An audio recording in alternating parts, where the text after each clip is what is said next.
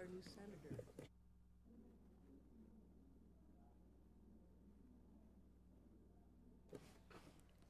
The committee will come to order. Without objection, the chair is authorized to declare a recess of the committee at any time.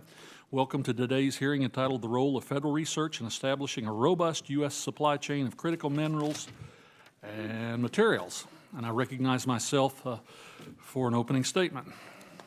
Good morning. Today, the Science Committee will examine the role that the federal research agencies can play in developing a robust domestic supply chain of critical minerals and materials. Critical minerals like lithium, graphite, cobalt are essential to our country's energy independence, national security, and economic growth. With applications in healthcare, defense systems, smartphones, and advanced energy technologies, these resources are essential to our modern way of life and our clean energy future. Despite substantial domestic reserves, an alarming majority of the critical minerals used in the U.S. are sourced abroad. In fact, the U.S. has a net import reliance of over 50% of 31 of the 50 mineral commodities designated as critical by the U.S. Department of Interior, and relies completely on imports to supply a dozen of these commodities. This heavy dependence on foreign supply chains, including those of adversarial nations, puts the United States and its allies at risk. Today, China controls 60% of worldwide production and 85% of the processing capacity of critical minerals. As a result, the U.S. has a 50% net import reliance on China for about 26 mineral commodities. As more advanced technologies enter the marketplace, we can only expect the global demand for critical minerals to increase. It's never been more important to protect ourselves by developing sustainable supply chains for these critical resources, both domestically and with like-minded allies. Ensuring a stable U.S. supply of critical minerals and materials starts with encouraging responsible production and the use of it here at home. Federal research agencies like the U.S. Department of Energy and the National Science Foundation have a central role in playing in reducing U.S. dependence on foreign resources of critical minerals by supporting domestic mineral development and innovation.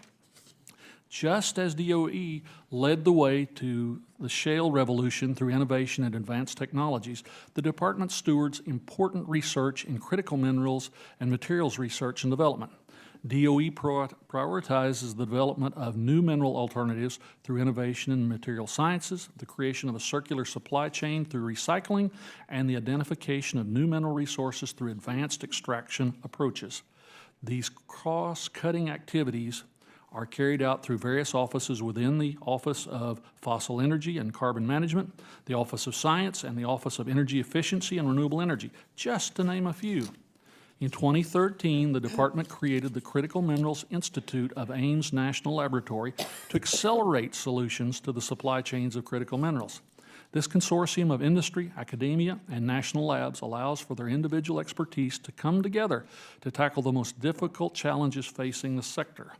Recently, the department has also started a Mine of the Future program, looking into major technology gaps in the federal government's supply chain of these materials and how to address them. I look forward to hearing from our DOE witness on how this initiative is progressing. Similarly, the National Science Foundation funds basic research and STEM education initiatives to advance critical mineral mining technologies and strategies to better utilize existing domestic resources.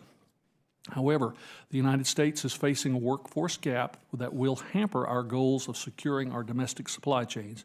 It is imperative that we continue to support and nurture talent in every community across the country. The ongoing activities at NSF are an important part of the whole of government approach to securing the domestic supply chain of critical minerals and materials. The committee has prioritized federal critical minerals R&D in recent years by providing updated guidance to both DOE and NSF through the Energy Act of 2020 and the CHIPS and Science Act of 2022. I will look forward to hearing from my colleagues on both sides of the aisle as we continue to review the administration's implementation of these important laws. A robust domestic supply chain of critical minerals is important not only for U.S. national security and economic growth, but for global environmental stewardship and humanitarian efforts. Though innovation in advanced critical materials technologies, we can increase domestic production of critical minerals and materials while minimizing our need to outsource this work to other countries that do not share our core values or standards. I'm looking forward to speaking with our panel of experts on how we in Congress can ensure that the United States regains its footing in this field. And I want to thank our witnesses for their testimony, and I look forward to a very productive discussion. I now recognize the ranking member, the gentlewoman from California, Ms. Lofgren, for an opening statement. Well, thank you, Mr. Chairman, and good morning to all of our witnesses. This is an important hearing, and I want to take a moment of personal privilege to, among all these great experts, note that Dr. Mulvaney is right from San Jose State University in my district. He's one of the nation's foremost experts on energy technologies, supply chains, has published extensively on those subjects, and I know that it's a hassle to get here from San Jose, so I certainly appreciate your being here along with the other excellent witnesses. As we know, this Science, Space, and Technology Committee has played a leading role in addressing our needs for a sustainable supply of critical materials through contributions to the CHIPS and Science Act, and in particular, the Energy Act of 2020, which guided most of the funding for these activities provided in the Infrastructure Investment and Jobs Act. As a nation, we're moving quickly as we possibly can to reach our goal of net zero emissions to address the climate crisis. But to do that, we need to rapidly scale a broad suite of clean energy technologies that include, for example, the hydrogen electrolyzers supporting the Regional Hydrogen Hub Network, which I'm happy to say will include California, and the batteries used in many electric vehicles. However, several of these technologies are currently dependent on critical materials from nations that unfortunately are not our friends. Thanks in no small part to our recent bipartisan legislative efforts, we've started on the path to addressing the climate crisis and our clean energy future. But that future is threatened, and our progress may well be halted if we do not have a sustainable supply of critical materials to build these technologies. To that end, I'm encouraged by the progress that the Department of Energy has made to identify the specific materials threatening our clean energy supply chains, and I'm particularly happy to see the department's promotion of research into innovative solutions to improve manufacturing efficiency, recycling, and the use of more abundant alternatives that can significantly reduce our need for these materials going forward. These efforts show that we can protect the environment and strengthen our economy at the same time, and there's no good reason for our nation to make a false choice here. I also applaud recent announcements from the national labs that have been hard at work researching domestic sources of critical minerals. Just last week, an analysis conducted by Lawrence Berkeley National Lab, just up the road from my district, found that California's Salton Sea has a significant potential as a domestic source of lithium, with enough of this critical material to support 375 million batteries for electric vehicles.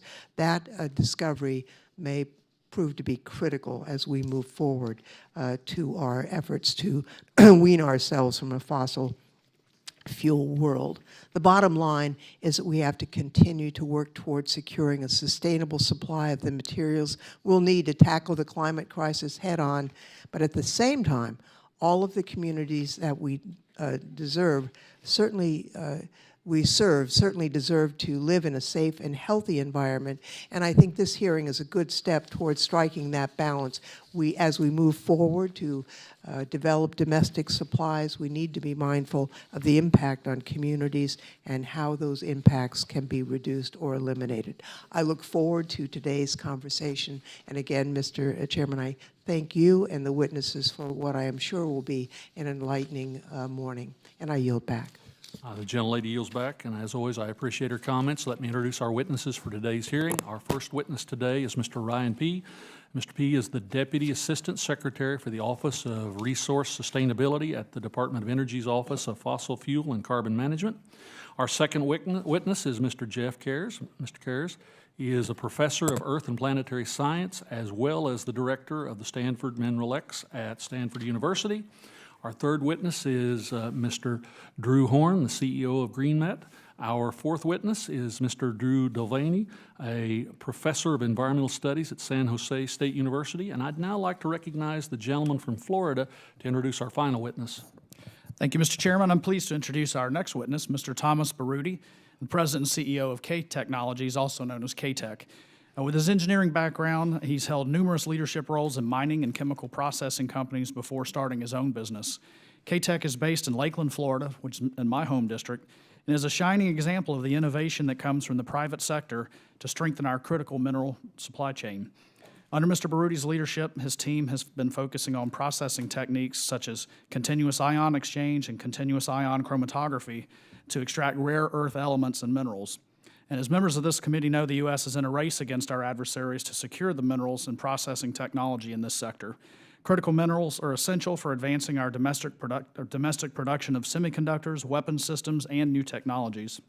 For those who don't know, Florida plays a significant role in feeding our nation, not only with agricultural products, but also by producing fertilizer. There are some challenges, though, with the storage and the management of the byproducts from the mining that produces that. But through these new extraction technologies, these byproducts from the mining can be harnessed instead of importing these minerals from overseas. I look forward to hearing from Mr. Baroudi about the role of small businesses in unleashing domestic minerals to support our economy and our national security. And thank you, Mr. Chairman. I yield back. I thank the gentleman for that introduction. I now recognize Mr. P. for 5 minutes to present his testimony. You may proceed, sir. Good morning, Chairman Lucas, Ranking Member Lofgren, and esteemed members of the committee. Thank you for the opportunity to testify before you today and discuss DOE's work on critical minerals and materials. Demand for new clean energy technologies, aerospace and defense technologies, and consumer electronics, to name a few, will continue to put pressure on the supply chain for critical minerals, materials, and rare earth elements. China maintains a dominant position in the midstream processing capabilities for several different critical materials. Dependence on a single source for these materials leaves the U.S. and our allies vulnerable. We must ensure sufficient worldwide supplies of critical materials from responsible sources to protect U.S. national security and enable a clean energy and industrial economy. However, that alone will not be sufficient to establish resilient supply chains. A lack of processing and refining capabilities often poses a greater risk to supply than the sources themselves. This provides both a challenge and an opportunity for the U.S. to diversify supply chains, improve labor and environmental standards, and create new technologies that can be deployed domestically. DOE's Critical Materials Research, Development, Demonstration, and Deployment Program is meeting this challenge with a strategy consisting of 5 pillars: diversify and expand supply, develop alternatives, materials and manufacturing efficiency, circular economy, and enabling activities. To implement this strategy across the department, we have created the Critical Materials Collaborative to integrate applied RD&D to accelerate the development of transformational technologies that will be foundational to domestic critical material supply chains. There are 4 main methods to diversify supplies of critical materials: recycling, recovery from secondary and unconventional feedstocks, responsible domestic mining, and assessing a broader range of international sources. 2 areas I want to focus in on are unconventional feedstocks and the future of mining. Secondary and unconventional feedstocks encompass many potential sources, such as coal and coal byproducts, coal waste, hard rock mine tailings, and acid mine drainage. There are billions of tons of coal waste and coal ash that have been generated over the past 2 centuries and remain in waste piles and impoundments. These feedstocks represent a significant opportunity to diversify the supply of resources while remediating long-standing environmental impacts and creating jobs in mining and energy communities. There's also a real need for new and innovative approaches to the future of domestic mining. That is why DOE is evaluating the potential for research to advance technological solutions and revolutionize mining that uses a more surgical approach to extract minerals in a manner that minimizes surface and environmental impacts and improves public confidence in responsible mining techniques. Technology development areas for a Mine of the Future program would include advanced drilling technologies, novel geophysics, digital subsurface applications, in situ mineral extraction, novel processing and tailings management, analytical support activities, including data collection and developing a traceability capability, are also critical. Mr. Chairman, critical minerals and materials are crucial to the way we live our lives every day. They are required in a wide range of strategic industries. U.S. reliance on foreign sources for these materials is neither sustainable nor secure. Further investments and efforts to diversify domestic supply chains, develop the Mine of the Future, and other research will help the U.S. meet our domestic and global supply and security needs and protect U.S. consumers and the competitiveness of domestic industry and manufacturing. I appreciate the committee for its bipartisan support of our critical materials research over many years, and I look forward to your questions. Thank you. The chair now recognizes Dr. Cares for 5 minutes to present his testimony. Chairman Lucas, Ranking Member Lofgren, and members of the committee, thank you for this opportunity to testify today. My testimony will document that a secure and resilient national supply of critical minerals and materials cannot be achieved without new domestic discoveries of critical mineral deposits. Benchmark Minerals has estimated that about 300 new mines will be needed during the next decade alone. Most of these mines require new discoveries. Currently, the NSF and DOE do not fund innovation in mineral exploration. 2 months ago, the NSF announced inaugural awards for an ambitious program, the NSF Global Centers. Large awards up to $10 million aim to foster collaboration with U.S. allies, Australia, Canada, and the United Kingdom across 3 main areas: critical minerals, energy, and climate. Critical minerals project received $250,000 in funding, while energy and climate projects received $76 million. Yet at the same time, the funded energy projects in green hydrogen, upgrading the electrical grid, and renewable energy require vast amounts of critical minerals. Some of these would today be sourced from Russia and processed in China. The DOE announced last September $150 million to strengthen the domestic critical mineral supply, with no mention of exploration or the need of making new domestic discoveries. Legislation passed by Congress, the CHIPS and Science Act and the Energy Policy Act of 2020, call for research and development of new ways of mineral exploration, including the use of artificial intelligence and machine learning, and the study of ore-forming processes, the environmentally responsible production of domestic resources, as well as workforce training for exploration of critical mineral resources. In my written testimony, I cover 6 misconceptions that are routinely offered, countering the need for increase in domestic exploration and funding such activities. One misconception is that we just need to find replacement materials. This is indeed important research, but why bet on a single horse? Not all materials can easily be replaced, or more importantly, at the time scale we find ourselves today in the energy transition. Recent research published in Nature has shown that lithium, in the right combination with nickel and cobalt, provides the largest energy density combined with the best thermal stability. There is no replacements in the table of elements between nickel and cobalt, and lithium is the 3rd largest, lightest element in the entire universe. My overall assessment is that the United States is funding technological innovation in all parts of the circular critical materials economy, except any innovation discovered where in the United States these minerals actually are. As an analogy, the government's funding new technology in farming, but has no good soil to farm on. While the USGS is tasked to assess 50 critical minerals in 50 states by 2029, without innovation in mineral exploration, this will never happen.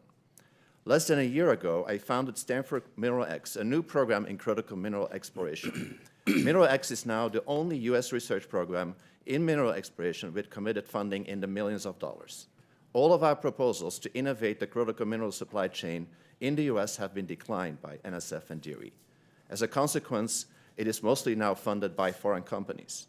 During the last APEC in San Francisco, I personally presented Mineral X to the president of Indonesia, Joko Widodo, resulting in the planning of Mineral X research to be developed, be used to develop a more sustainable supply chain in Indonesia. Why this interest? Together with Cobalt Metals, a startup company in Silicon Valley, Mineral X has built technology that is founded on rigorous data science and comprehensive artificial intelligence to accelerate critical mineral exploration. now actively employed in 60 assets over 3 continents. That technology today is not used in the United States. Finally, I'd like to provide recommendations on how we can address this alarming situation. I propose for Congress to fully fund the critical minerals mining research and development program authorized in the CHIPS and Science Act, and to encourage partnerships with allied nations, Canada, Australia, in a national program similar to the NSF Global Centers at the level of $25 million. Artificial intelligence, geosciences, and environmental justice are foundational to such a program, and my written testimony has detailed proposals on how to achieve this. If finding critical minerals is one of the defining challenges of this century, its most revolutionary technology, AI, may well hold the key to unlocking them. Let's start using that in this country as well. Again, many thanks for the opportunity today, and I'll be happy to answer any questions. Thank you. I now recognize Mr. Horn for 5 minutes to present his testimony. Thank you, Chairman. Chairman Lucas, Ranking Member Lofgren, members of the committee, thank you for the opportunity to testify today on this important topic of leveraging federal research dollars to achieve a robust American supply chain for critical minerals. My name is Drew Horn, and I am the founder, president, and CEO of GreenMet. We are a private company working to develop American critical mineral and clean energy supply chains. Our efforts serve to reduce U.S. over-reliance on imports of critical minerals and metals, particularly from adversaries, thereby strengthening U.S. national security. In other words, Mr. Chairman, America's critical mineral security is national security. As the new American conduit between private capital and critical mineral innovation, GreenMet has the unique privilege of representing the complete private sector policy interests that support and sustain reliable and uninterruptible U.S. supply chains for critical minerals from mine through manufacturing. It is from that lens that I address the committee today. Public-private partnerships are the most effective way to harness federal research dollars and incubate, accelerate, and scale innovations in all segments of the mineral supply chains from mining to manufacturing. In the context of the critical mineral supply chain, not all minerals or elements are of equal priority to our national agenda. Federal research dollars must be allocated towards those projects that achieve our economic, energy, and national security needs. For example, we absolutely need the rare earth neodymium to produce rare earth magnets. However, only magnets containing added dysprosium and terbium can resist extreme temperatures required for critical military and civilian uses, to include electric vehicle supply chains and motor services. Our adversaries in China and Russia recognize this and restrict access to these heavy rares wherever and whenever they can. By directing applied research funds further upstream, the U.S. can continue to bolster its capabilities in mining, processing, refining, and metallurgy, all steps that lead to true domestic manufacturing. I urge the committee to fully consider that we can develop our own superior U.S. capabilities in this sector, and that we can do more than simply reshore from adversaries to options that provide only a slight decrease in vulnerability. A good recent example of prioritizing upstream funding is the DPA Title III language in the IRA that is intended to fund critical domestic projects based off the latest R&D. 2 projects well suited for this type of funding are the Wyoming-based Bear Lodge Rare Earth Project and the Missouri-based Caldera Tailings Reclamation Project at Pea Ridge, between which we can meet all domestic heavy rare earth demand without looking outside our own borders. GreenMet is proud to support both as they seek to provide the U.S. government with the most cost-effective and practical path to secure an uninterruptible supply chain for heavy rare earths from mine to separated rare earth oxides. These oxides are vital for high-strength permanent magnets required for defense, offshore wind turbines, and electric vehicles, and innumerable uses in clean energy. We must ensure our R&D efforts in national labs are focused on meeting our national priorities. These efforts must be matched with large-scale investors and commercial leaders in manufacturing so that this research serves as a true catalyst and enabler for commercial large-scale U.S. growth. Successful research grants should facilitate breakthrough developments and incubate those new methods to the point of a viable commercial handoff. Just yesterday, our partner Caldera announced they will be licensing Oak Ridge National Lab's advanced extraction technique to separate rare earth elements in mined ore. Their Pea Ridge mine has high amounts of the key rare earth element dysprosium, and now, through federally developed technology, they will be able to separate that and other critical elements and minerals in a more efficient and environmentally friendly manner. We have another partner that is leading the world in vapor metallurgy technology and is looking to use this technology to cleanly and efficiently transform mineral waste piles, also known as tailings, into metals essential to our energy and national security applications. From minerals in American mines to their end products in American manufacturing plants, our industries benefit most from federally funded R&D that goes beyond laboratory and demonstration projects such that we can achieve full commercialization as rapidly as possible. To that end, projects developed through federal R&D dollars must automatically qualify for fast tracking of any follow-on permitting required to commercialize. The time for bold bipartisan congressional action is now. In summary, we need Congress to ensure we are investing our federal research dollars across the entire mineral supply chain to enable America to be more secure and self-sufficient. Furthermore, when allocating these precious taxpayer dollars, we must be expeditious in moving innovations through the complete project development lifestyle. By doing so, we can establish the United States as the world leader in responsible, clean, ethical, and cost-efficient production of minerals. Mr. Chairman, I thank you again, and I look forward to take any questions from the committee. Thank you. I now recognize Dr. Mulvaney for 5 minutes to present his testimony. Good morning, Chairman Lucas, Ranking Member Lofgren, and other members. Thank you for the invitation today. Experts widely agree that there are serious risks posed by weak and fragile critical mineral and material supply chains to national security, domestic industries, and critical infrastructure sectors. I would like to emphasize continued and further support in several areas of research and regulation that would make critical mineral and material supply chains more resilient and improve social and environmental outcomes. Federal investments in research and development for critical minerals and materials will be greatly enhanced with comprehensive and enforceable standards. This includes policies that require extended producer responsibility, green design, and setting high benchmarks for recycled content in new materials, helping foster emerging domestic markets in recycled and recovered materials.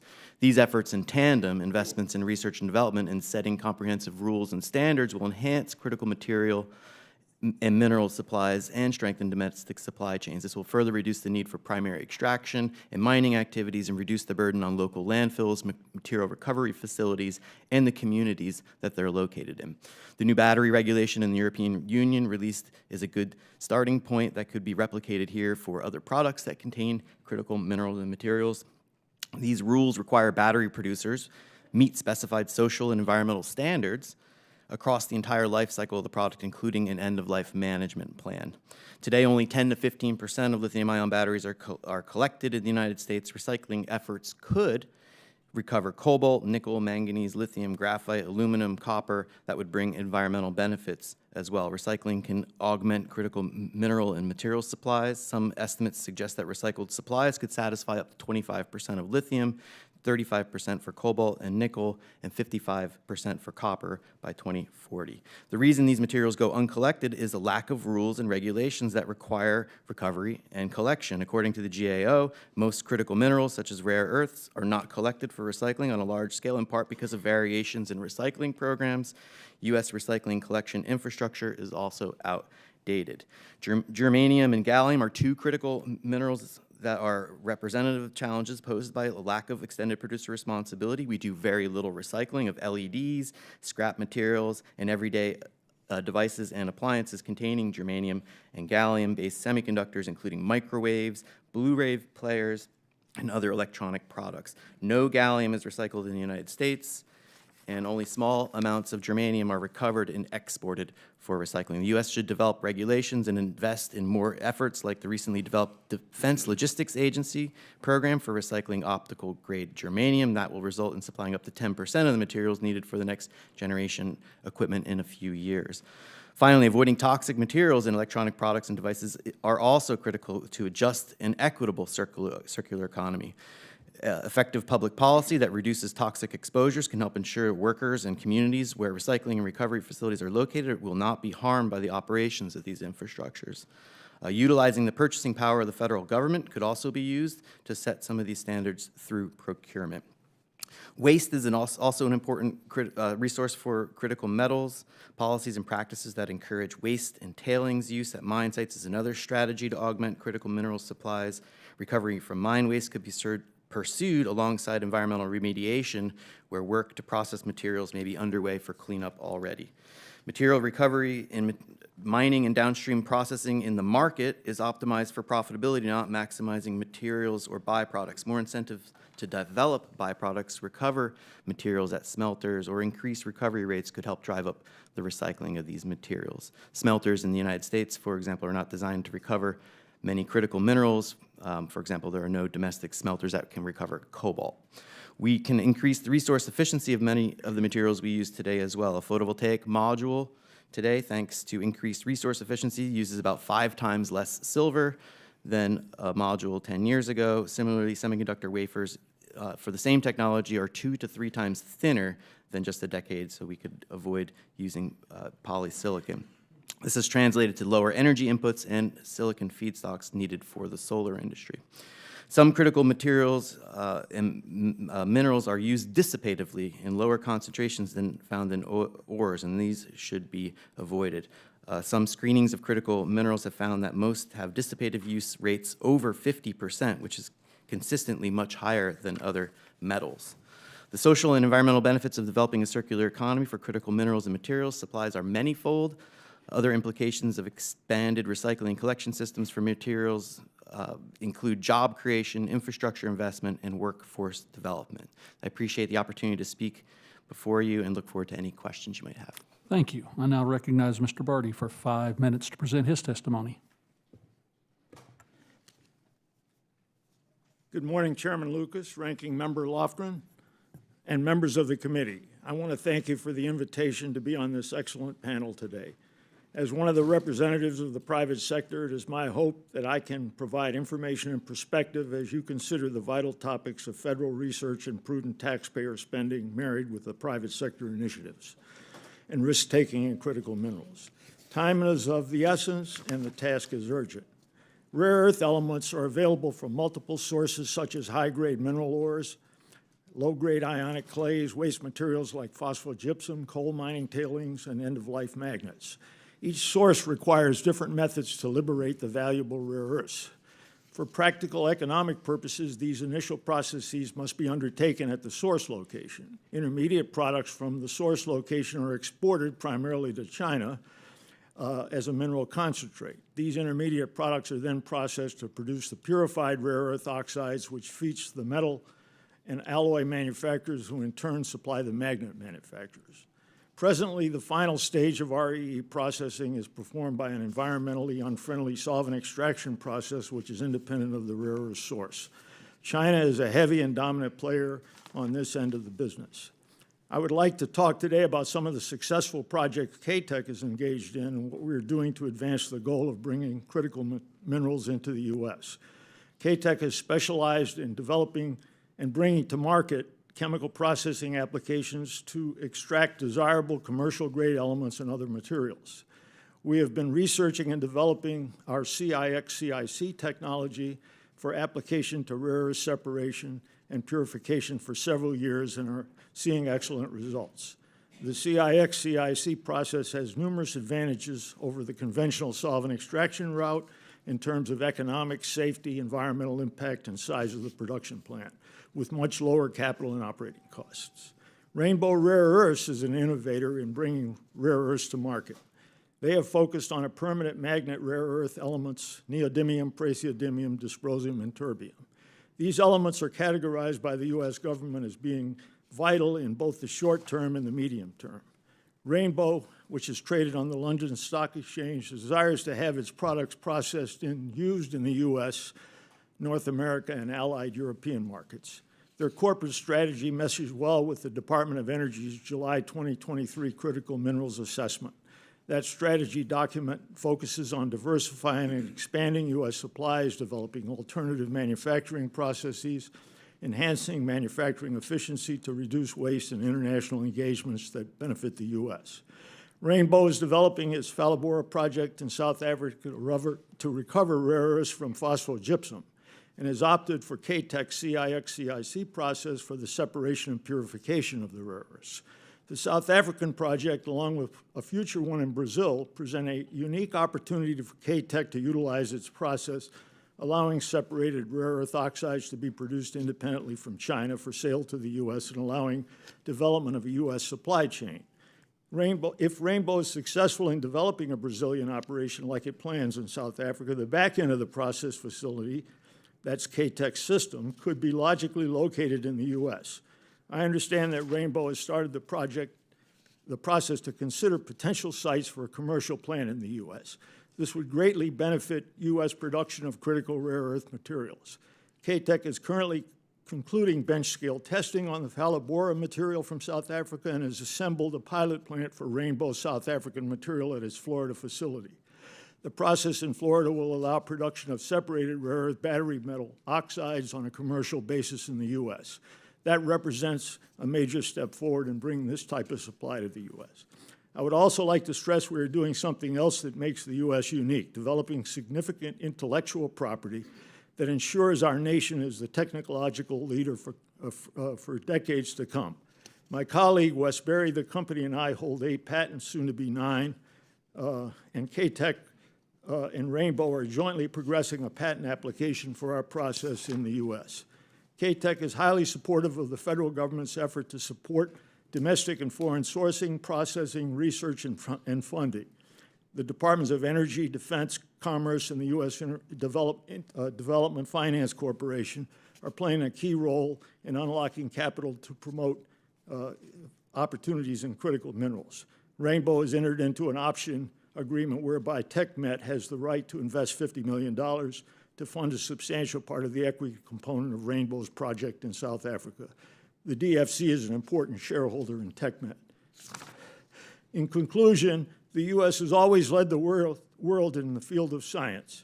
At K-Tech, we are devoted to further science that leads to better and practical outcomes in the area of critical minerals. I would like to thank the committee for the opportunity to provide you with testimony today. Thank you.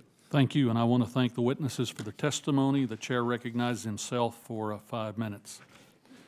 Establishing secure and abundant supply chains of critical minerals and materials is a global grand challenge. And I'd like to hear from each of you if the U.S. continues to rely on foreign nations to supply and process these resources, what kinds of vulnerabilities are we exposing ourselves to in the terms of national security, economic expansion, clean energy potential?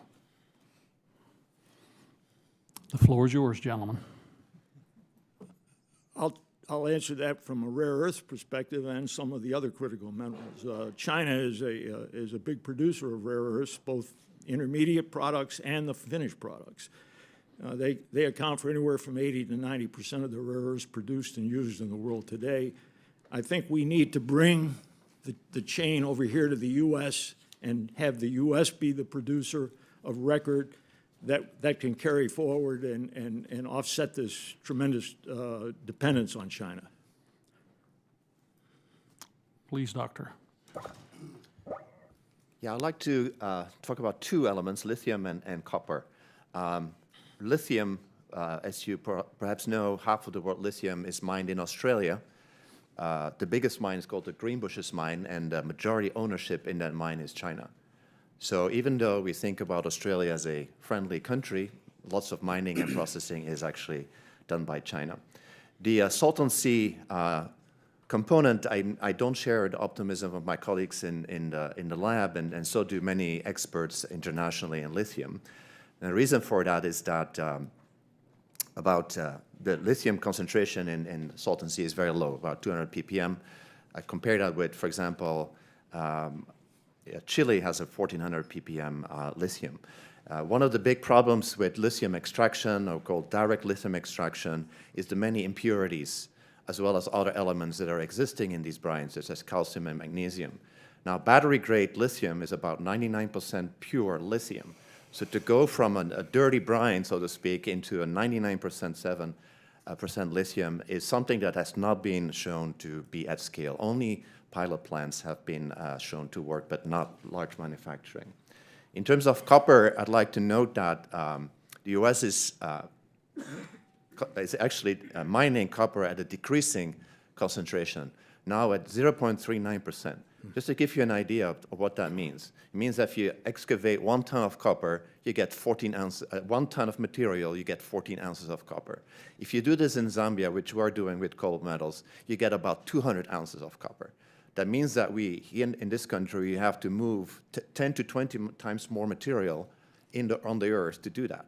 So that means that if we continue mining this way, it's just not responsible. We have to discover deposits with high-grade copper. These are just harder to find, and that's also why my testimony was more around discovery, but particular discovery of high-grade material and not constantly mining these very low-grade copper deposits. Anyone else wish to touch that? Yes, Mr. Horn. Mr. Chairman, I think that what you're referring to talks about vulnerability from not just a national security perspective, but from an economic security perspective and even environmental. My background is in some ways not as distinguished as my fellow witnesses here. I'm just a former, Green Beret with an MBA, so I kind of have a tendency to state things bluntly, maybe too bluntly at times. But I would say, right now, if we don't take corrective action, the situation is dire. We are in an existential crisis right now, where two of our largest adversaries control everything that we need to conduct any sort of strategic engagement with them should it come to that. And while we hope that that won't happen, we've seen what's happened in Ukraine. We've seen some of the events in Gaza. We've seen some of the events that are building in the South Pacific. We simply cannot allow vital materials to be dependent upon the interests of our adversaries who have in the past shown they will leverage that position much to their favor and to our disadvantage. So I would say we have the materials here in the United States. We used to control this industry. I think we can again, should we take the necessary corrective action. We have the best technology. We have the highest standards of oversight, environmental, and social protection. Bear in mind that folks driving Teslas sadly need to be aware of where some of those materials are sourced from. And I will say that some of the materials sourced as a part of the electrification are simply coming from child slave labor run by the PRC on the other side of the planet. We cannot allow our electrification and our technology transfer to be dependent upon such deplorable techniques, tactics, and practices. We have the ability and the need to own this again in the United States. Thank you. My time has expired. I now recognize the ranking member, Mrs. Lofgren, for her questions. Thank you, Mr. Chairman, and thanks to the entire panel for very instructive testimony. I was talking to some of my constituents not too long ago, and they were talking about rare earth as if it was so rare it couldn't be found. And that's not the definition of rare earth. So it's really unfortunate in a way that that's the title, and it's really a matter of identifying and exploiting this opportunity for our benefit. But I wanted to turn to the situation of the Salton Sea and lithium. Dr. Carr, your recent answer was depressing. I chair the California Democratic delegation. We had we meet every week, and one of the topics was the lithium in the Salton Sea, and some of the information we were receiving was really more optimistic than what you have just described. Obviously, the concentration level is low, but also it doesn't need to be mined. I mean, it needs to be extracted from liquid, which is a whole different implication. What do you see, and I want to ask Dr. Mulvaney and others here, that is there an opportunity to apply our science community to methods that might make this resource more accessible to us, in your judgment? Yeah, so to make it more accessible, we have to understand the entire system better. So the Salton Sea is a geothermal brine, so these are fluids that sit in the subsurface. So one of the things that's actually not quite understood is how are these fluids moving in the subsurface? How is this affecting the groundwater system? Because once you start pumping material out, the earth starts to react in various ways. So that is not very well understood. So I think more funding needs to go in understanding the entire system. The other thing we have to understand also better is the environmental consequences of the direct lithium extraction. If indeed the direct lithium extraction is not as good as it should be, then we still need to use fresh water and evaporation. So we need to, and that, of course, in the Salton Sea is a big issue. The other thing is that in the Salton Sea, and my colleague will talk more about that, is the environmental justice concerns. I have a student, Sergio Lopez, who was the first person to go knock on people's door in the Salton Sea and actually talk to the community.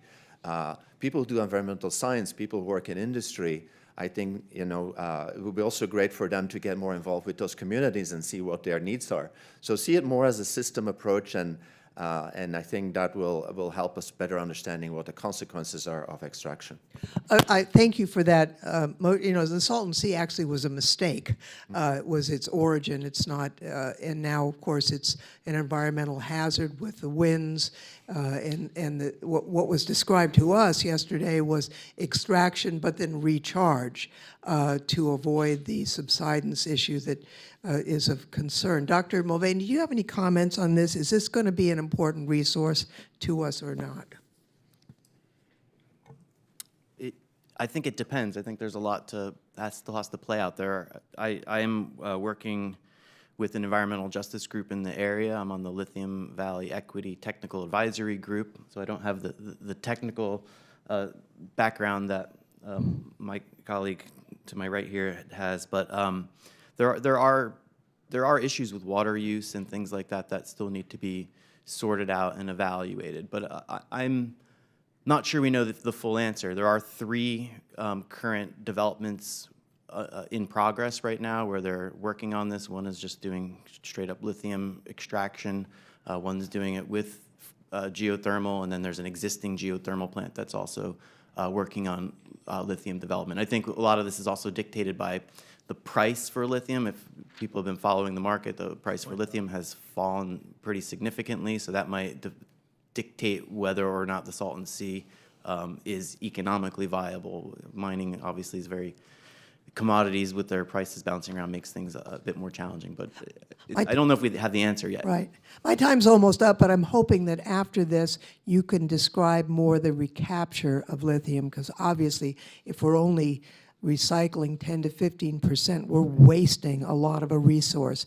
How much of it is in consumer goods, how much in commercial goods, because that would lead to different endeavors in terms of recovery. So my time has expired, Mr. Chairman. I yield back. The gentlelady's time has expired. The gentleman from Florida, Mr. Posey, is recognized for 5 minutes for his questions. Thank you, Mr. Chairman. Mr. Horn, what has been your experience of converting federally funded R&D projects into full commercialization?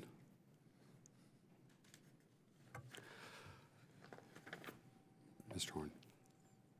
Federal funding is key to unlocking private capital and to moving projects forward.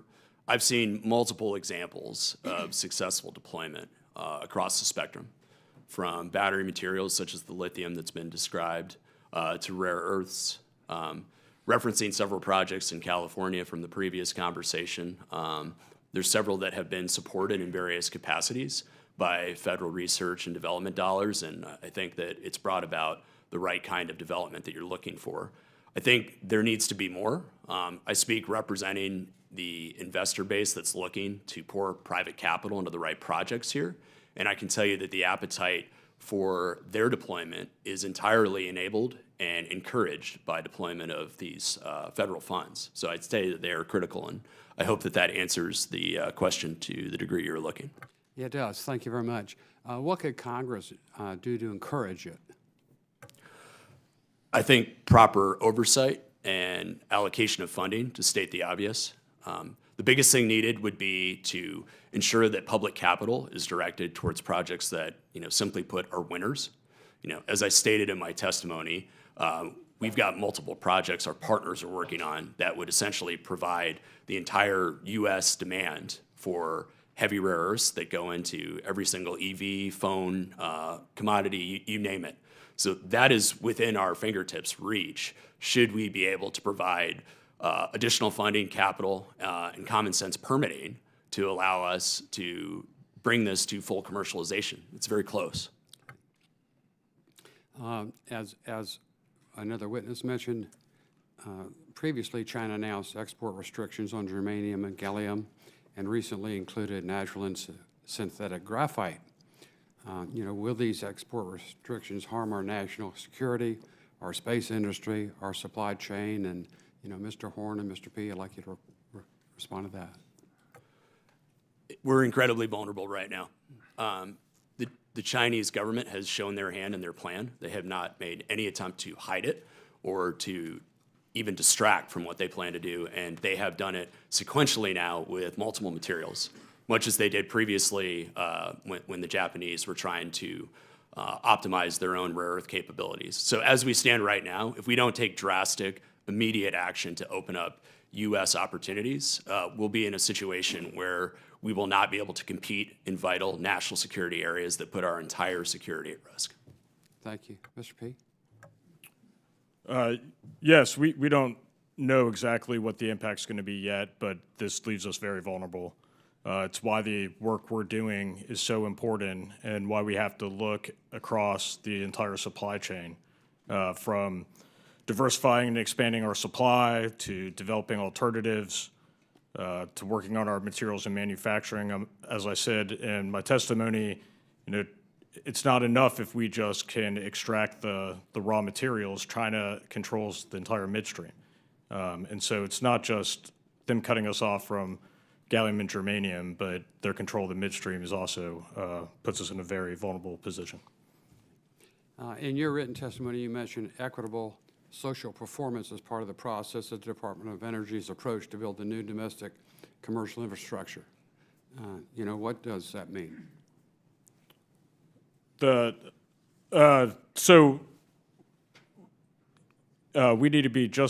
need to be very concerned about responsible labor standards and responsible production here in the United States when we do extraction. And so other countries have abhorrent standards for child labor, for environmental standards.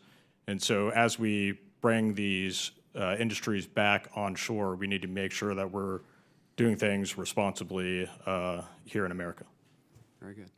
Thank you, Mr. Chairman. I yield back. Gentleman yields back. The chair now recognizes the gentlelady from Oregon, Ms. Bonamici, for 5 minutes. Thank you so much, Chairman Lucas and Ranking Member Lofgren, and thank you to our witnesses for your expertise. I want to start by emphasizing the importance of transitioning to a clean energy economy to lower costs for families, but also importantly to cut greenhouse gas emissions, and we all recognize that renewable energy technologies, solar panels, advanced batteries, transmission lines will all require significant amounts of critical minerals. That's not in dispute. Many of these high-demand minerals can be found in vast quantities in deposits in the deep ocean seabed. So I want to raise the concern and the issue about deep-sea mining. I know Ranking Member Lucas mentioned the Salton Sea, but deep-sea mining is something I'm concerned about. I want to note that the International Seabed Authority prohibits deep-sea mining on international seafloors, but some coastal nations, Norway, for example, are investing in deep-sea mining technologies to ramp up stocks of critical minerals. I work on a lot of ocean health issues, so I'm raising this issue because I note that deep-sea mining can present significant risks, could harm marine life, ecosystems. Sediment agitation, for example, could expose buried organic carbon, disrupting water flow and nutrient cycling for deep-sea life. The released carbon dioxide could then increase ocean acidification, which is an issue that we've been working on in a bipartisan basis that affects our marine life and shellfish industries, for example. So, Mr. P., you stated in your testimony that the Department of Energy is exploring investments in surgical mining techniques and technologies. Deep-sea mining techniques do typically involve including remote devices, large remote devices that crawl along the sea floor and use grinding wheels to break up the hydrothermal vents. So do these surgical methods apply also to deep-sea mining? And what research is the Department of Energy conducting to understand the environmental effects and technological barriers to deep-sea mining? Thank you for your question. So we're currently not doing any deep-sea mining research. I'm aware of some of the projects and work you're talking about. What we're looking at with the future of mining is really that we understand that there's in conventional mining, there's a lot of challenges. There's a lot of environmental impacts, a lot of waste material that comes from it. But our department has a lot of expertise on the subsurface. And we want to leverage that to try to find ways to extract ore without having to do large open pit mining, without putting people underground in underground mines. It's kind of similar to what we did in shale on how we can understand the subsurface. Can we access the minerals, pull it out without having a lot of waste that comes up? And so that is what we're evaluating. This is not a program that we have started yet. We're evaluating if this is an area that DOE can provide help to industry into our country to do. I appreciate that. I'm going to ask Mr. Mulvaney, considering the increased demand for critical minerals and the unknown long-term environmental effects of deep-sea mining, can you talk about what research might be needed to determine the viability of deep-sea mining as a potential alternative to land-based mineral extraction? I'm not as familiar with the deep-sea mining issues specifically, but in general, when we're looking at opening up new areas for resource extraction, things like programmatic environmental impact statements or marine spatial planning could help identify where the particular conflicts are and to see whether or not there are possibilities for agreement where there might be less disruption, whether that's on land or sea. Appreciate that. Is anyone on the panel doing any research on Dr. Karas? Yes, so with cobalt metals, we looked into deep sea mining as these nodules contain cobalt. Correct. There has been extensive research on the effect of moving material on the ocean floor. There is a project in Peru that's shown that if you start doing that, the bentonite plumes will travel hundreds of kilometers away from the source that you're disturbing. So deep sea mining, it's often shown as, we're going to just pick the nodules up from the floor. That's not how it works. You really start to excavate things. The alternative to me, and coming back to this laparoscopic mining, is just, again, high-grade deposits. For example, we're working in Cape Smith, is a northern part of Quebec, where there's already a mine called the Raglan mine, which is 3% nickel, and you can mine that very laparoscopically. Essentially, the ore body is only 500 meter wide with an underground mine. If you stand there at that area, you would see a building. So while in the United States, we're mining at such a low grade that we have to use these very large open pit mines. So not all mining is the same, and the miner program at the DOE. And I see my time has expired. Mr. Chairman, as I yield back, I request unanimous consent to enter into the record a briefing paper from Ocean Conservancy about the overall risks and uncertainties that deep-sea critical mineral extraction poses to climate adaptation. Seeing no objection, so ordered. Thank you, and I yield back. The chair now recognizes the gentleman from Florida, Mr. Webster, for 5 minutes for questions. Thank you, Mr. Chairman, and thank you, each one of you who comes. Very interesting subject and also a very timely one. I guess the one thing that caught my mind when I was listening to the testimony was from Dr. Mulvaney. You spent a good little section of your time talking about minerals and other things that are not they don't even come close to recapturing those, that they're just, I guess, thrown away or whatever, done away with. So the actual recovery of some was good, a few, but not all. What's the first step we would take to increase the amount of reclaiming of the used minerals? I think one of the major barriers to particularly an emerging industry where you're just starting to get end-of-life products your volumes aren't high enough. You need to have high enough volumes. An early action item would be to have take-back and collection systems. Just that step of reverse logistics, getting things from people's homes back to a centralized location can make that recovery process much cheaper to people who are interested in developing recycling programs. We've seen in Europe, for example, the development of a take-back and collection system in solar panels has not only led to increased recycling rates, 95% of solar panels in Europe are recycled, but they also have fostered a reuse market just by having large volumes of materials recollected.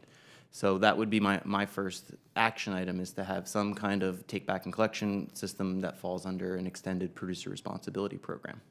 So I've toured some, maybe one area like that where this company collects computers. Maybe they pay for them. I don't remember if they did or not, or just collect them.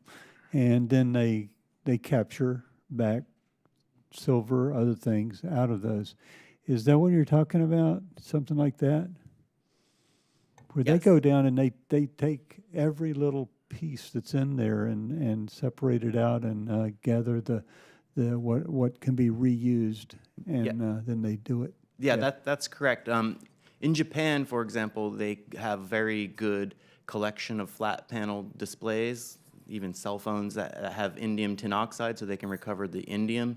And again, that's all aided by having strong take-back and collection systems that make it more economically viable for people who are dealing with waste. You know, waste industries don't get to pick what they're dealing with. So having someone bring things and concentrate things that are scattered across many households or businesses can help foster those. So does the industries. government have a role in that in any way? Either government or industry associations are the two primary ways that you could develop a take-back and collection system. Some states and some in the European Union, for example, have the waste and electronical equipment directive that requires the take-back and collection of any electrical equipment. We don't have anything like that in the United States, which means that states are left to design their own programs. So is it profitable so that people would engage in that activity? Yeah, 'cause I think now there are, Germany just opened a very, very large solar panel recycling facility, and that's all because now they can go easily collect, several thousand solar panels at once instead of having to go get, 10 or 20 at every single individual household. So just having that reverse logistics is really, really, I think, a game changer for industries that want to develop that. Thank you very much. Yield back. Gentleman yields back. The chair now recognizes the gentle lady from Michigan, Ms. Thank you, Stevens, for Mr. 5 Chair. I'd like to ask unanimous consent to insert in the record a letter by the American Critical Minerals Association. They represent a diverse swath of critical mineral supply chain from producers to end users, and I want to thank them for this letter and engaging their stakeholders with all of us here today.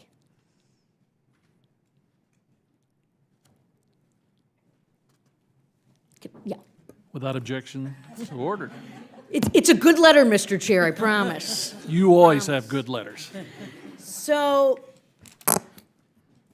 couldn't imagine a more important hearing and topic for Congress, and so glad that we're approaching this in a bipartisan way with a very diverse array of voices from academia and the government and the private sector.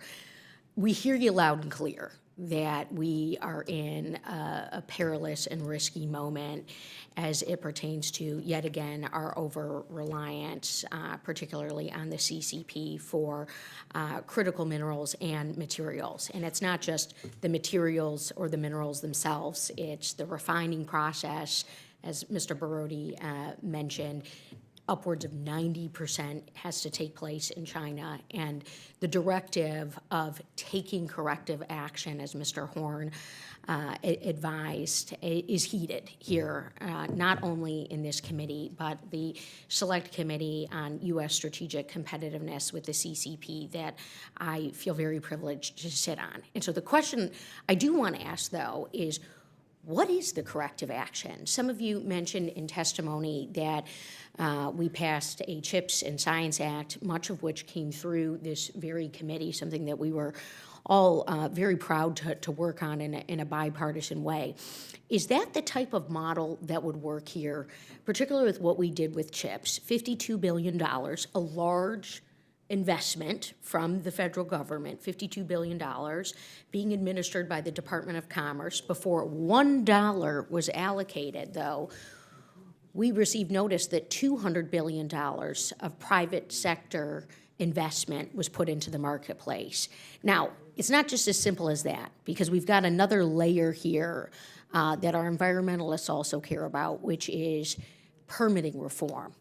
So is there palatability here? And Mr. P., I don't want to put you totally on the spot on this one because I got some questions for you, but maybe for our academia and private sector partners, you could kind of chime in here on corrective action we need to take. Because there's a problem, there's been a problem for 15 years. We need to get in front of it, and we need to make sure it's not just the U.S. too. Brody, you're talking about, hey, U.S. needs to do it. We've got trade relationships.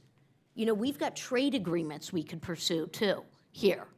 We've got AUKUS, we've got USMCA. So next big, bold ideas about corrective action. Anyone for the taking? Mr. Horn? Well, thank you, Congresswoman. And I would say, in short, a part of your question, yes, that was absolutely a step in the right direction. And in my opinion, it was consequentially huge in motivating the private sector, the investor base to actually mobilize and get more involved. And I see that every single day. As far as the trade and international relations, I think that's a key part. And I think what it really comes down to is transparency and accountability of all parties. You know, I remember back in the 90s, there was the Blood Diamond issue where basically it became exposed that, you know, engagement rings were being done on the back of violence and child slave labor. That's happening again today. It should not be permitted or allowed. I think that the distinguished fellow panelists that are speaking about scientific innovation and solutions absolutely have solutions that are far superior to anything that the PRC or the Russian Federation is using, but we yet allow our allies and trade partners to use essentially that dirty supply, and it's hard to compete with something that's done on the back of slaves, to be frank. So I think we need to have that level of accountability and transparency on all the materials that go into this energy transition and technological revolution. Right. And it likely isn't just the awareness piece, which is so deeply critical, but it is guardrails, it is rules for the road, it is bringing along our allied partners, and certainly the other piece to this is environmental practices as well, because we're all living here on planet Earth. But let me just conclude by saying this is a very robust topic and one that we are going to continue to chew on as a United States Congress, and we certainly welcome your input. I will be submitting questions for the record. Recyclability and synthesizing remains a topic of interest, and with that, Mr. Chair, I yield back. Gentlelady yields back. The chair recognizes the gentleman from Texas, Mr. Weber, for 5 minutes for questions. Thank you, Mr. Chairman. Mr. P., in your testimony, you raised the alarming fact that out of the 50 critical minerals that the U.S. has identified, we rely on foreign nations for more than 50% of our requirements for 31 of those minerals. Perhaps more alarming is that we rely entirely on foreign nations for another dozen or so. That leaves about roughly 7 critical minerals that the U.S. is able to, quote, adequately produce domestically, end quote. Can you list those 7 minerals for us? Can you tell us what they are? I don't have that off the top of my head, but I can get that for you. Okay, please do get that for us, because we need to be working on that. And you're aware that we need a lot of permit regulations that need to be changed so that if we want to have a mine that, I don't know, mines some of those minerals, in another hearing yesterday, I literally said that sometimes it takes longer to get the permit than it does to build the actual facility that's going to mine whatever that is, and that it shouldn't be that way. So I'm stay with you, Mr. P. So given that, and I hope you'll stay with me. So given that the U.S. produces energy more efficiently, cleaner, and safer than any other nation, I'm inclined to believe that we can do the same with critical mineral and processing. How do you recommend Congress working with the DOE and EPA to cut the red tape, to get past those permitting problems, and actually for our domestic mining industry to grow, which would lead us to a secure supply chain that we all need. Your thoughts? Yeah, so you're absolutely right that domestic mining, the permitting takes an incredible amount of time. It takes a long time to prove a resource. We can do better than that, and we need to develop the technologies for what the future of mining will look like, where we can do it quicker, more surgical in pulling up the ores that we need. So we need to improve our drilling technology, our in situ extraction technology, our mapping of the subsurface and find and characterize where the minerals are so that we can be laser focused on how we pull it up. I don't have recommendations on the legislative changes to make on permitting. That is kind of out of my purview. But you would agree the permitting system is broke? I would agree it takes way too long and is a impediment. Mr. Kyers, would you also agree that the permitting system is broke? That's not within my purview of understanding, sorry. Okay, we'll stick around. We'll learn you some. Mr. Horn, how about you? I would say it absolutely needs reform, significant reform, if we want to meet any of our environmental protection and manufacturing goals. Dr. Mulvaney? I think that there could be improvements in the permitting reform, but the GAO reports that the number one reason for mine delays is because of insufficient mine plans and insufficient information in those mine plans or major changes to mining plans. So maybe coupled with better science and understanding of that subsurface, maybe people proposing those developments would have a better idea of what their actual plan would be, and that would actually help projects move You forward. think there could be problems with permitting? What did you think about my statement that sometimes it takes longer to get a permit than it does to actually build a facility? That is, mining is a very disruptive activity. So sometimes projects take a long time because they have substantial impacts. They need to reach out to Native American tribes, for example, and get, consultation. There's a lot of stakeholders involved. So yes, I think things can certainly be done faster. There's interagency coordination that could be improved. I think that was also a thing that the GAO reported. But yeah, So that needs to be our I focus. hear your sentiment. I appreciate Yeah. that sentiment that it is taking too long. I'm not sure National Environmental Policy Act permitting, I'm not sure that's the major problem.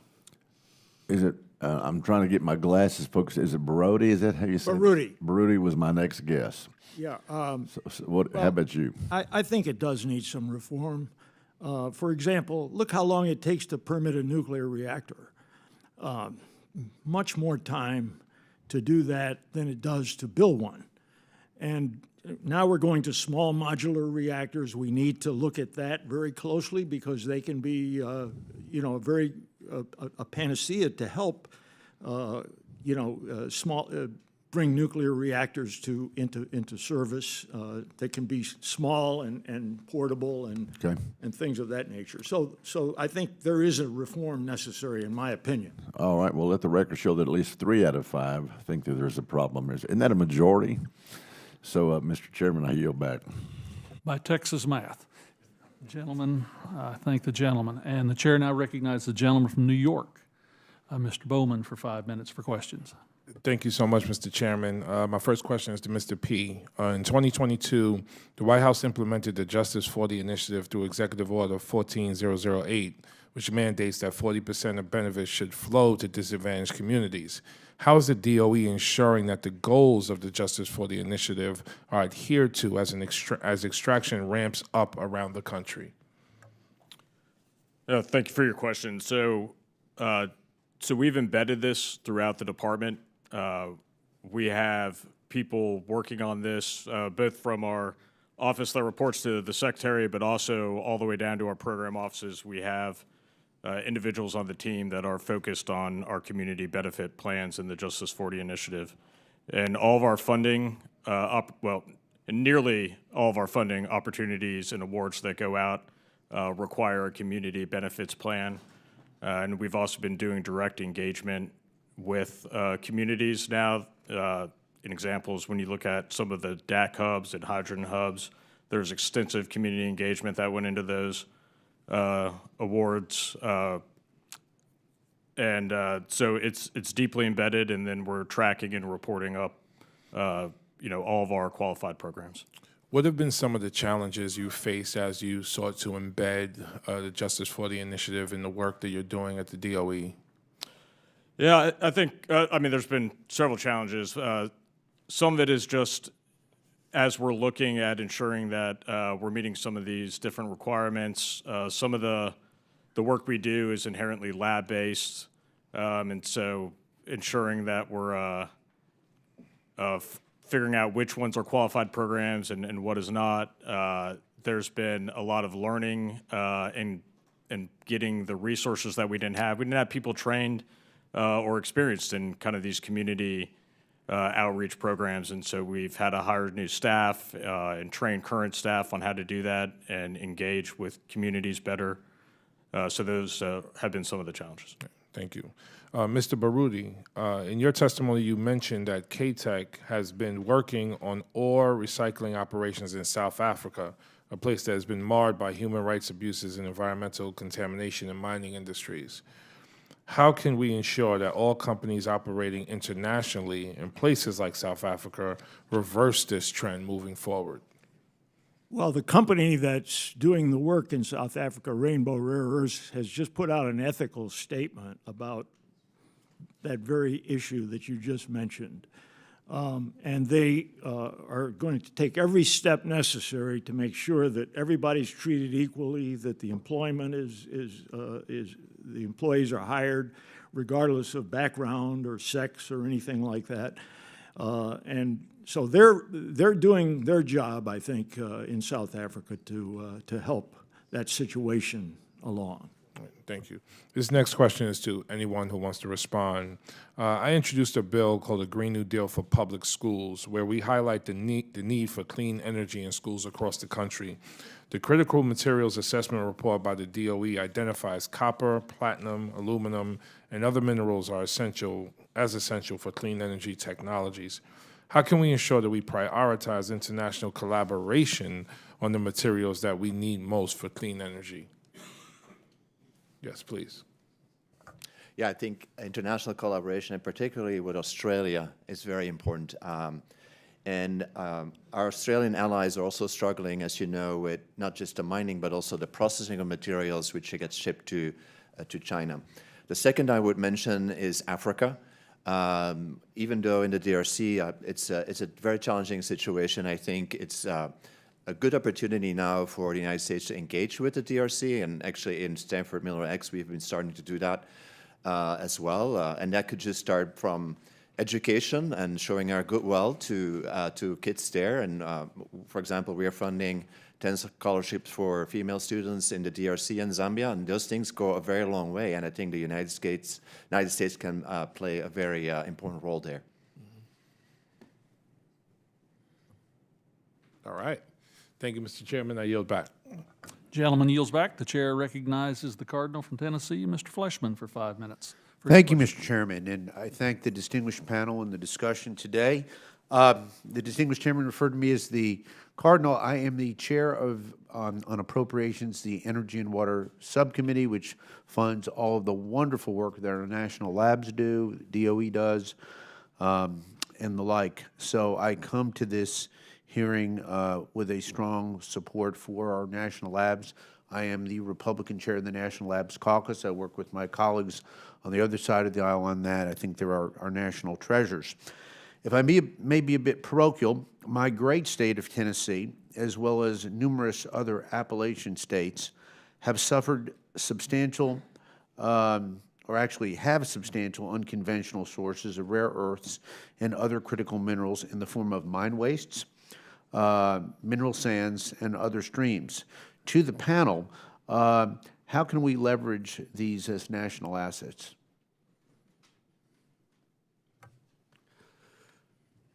Thank you, Congressman. I think you bring up a very good point in terms of, I would say, two topics. One, the successful commercialization of the great work that labs such as Oak Ridge and others that are doing in the innovation space. And then also the, I would say, mobilization of material recovery as a part of renovation of a lot of these metal dumps and waste piles. So what is, I think, not really understood is that there is technology that does currently exist that actually can economically transform waste tailings piles into valuable battery materials and rare earths. We have a partner that's in the process of building out a project that does it in Missouri that essentially takes some of the highest grade tailings from a couple hundred years of ore mining and production. It's not as far away as people think. In that particular example, that was an Oak Ridge technology that is now in the process of being commercialized.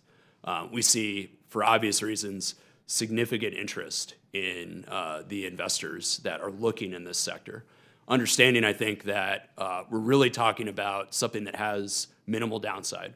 You're cleaning up areas that need that renovation, and at the same time, you're optimizing some of the key sources that would reduce, in some of these cases, such as dysprosium and terbium, our reliance on China to nothing, right? We would be totally self-sufficient and an actual exporter.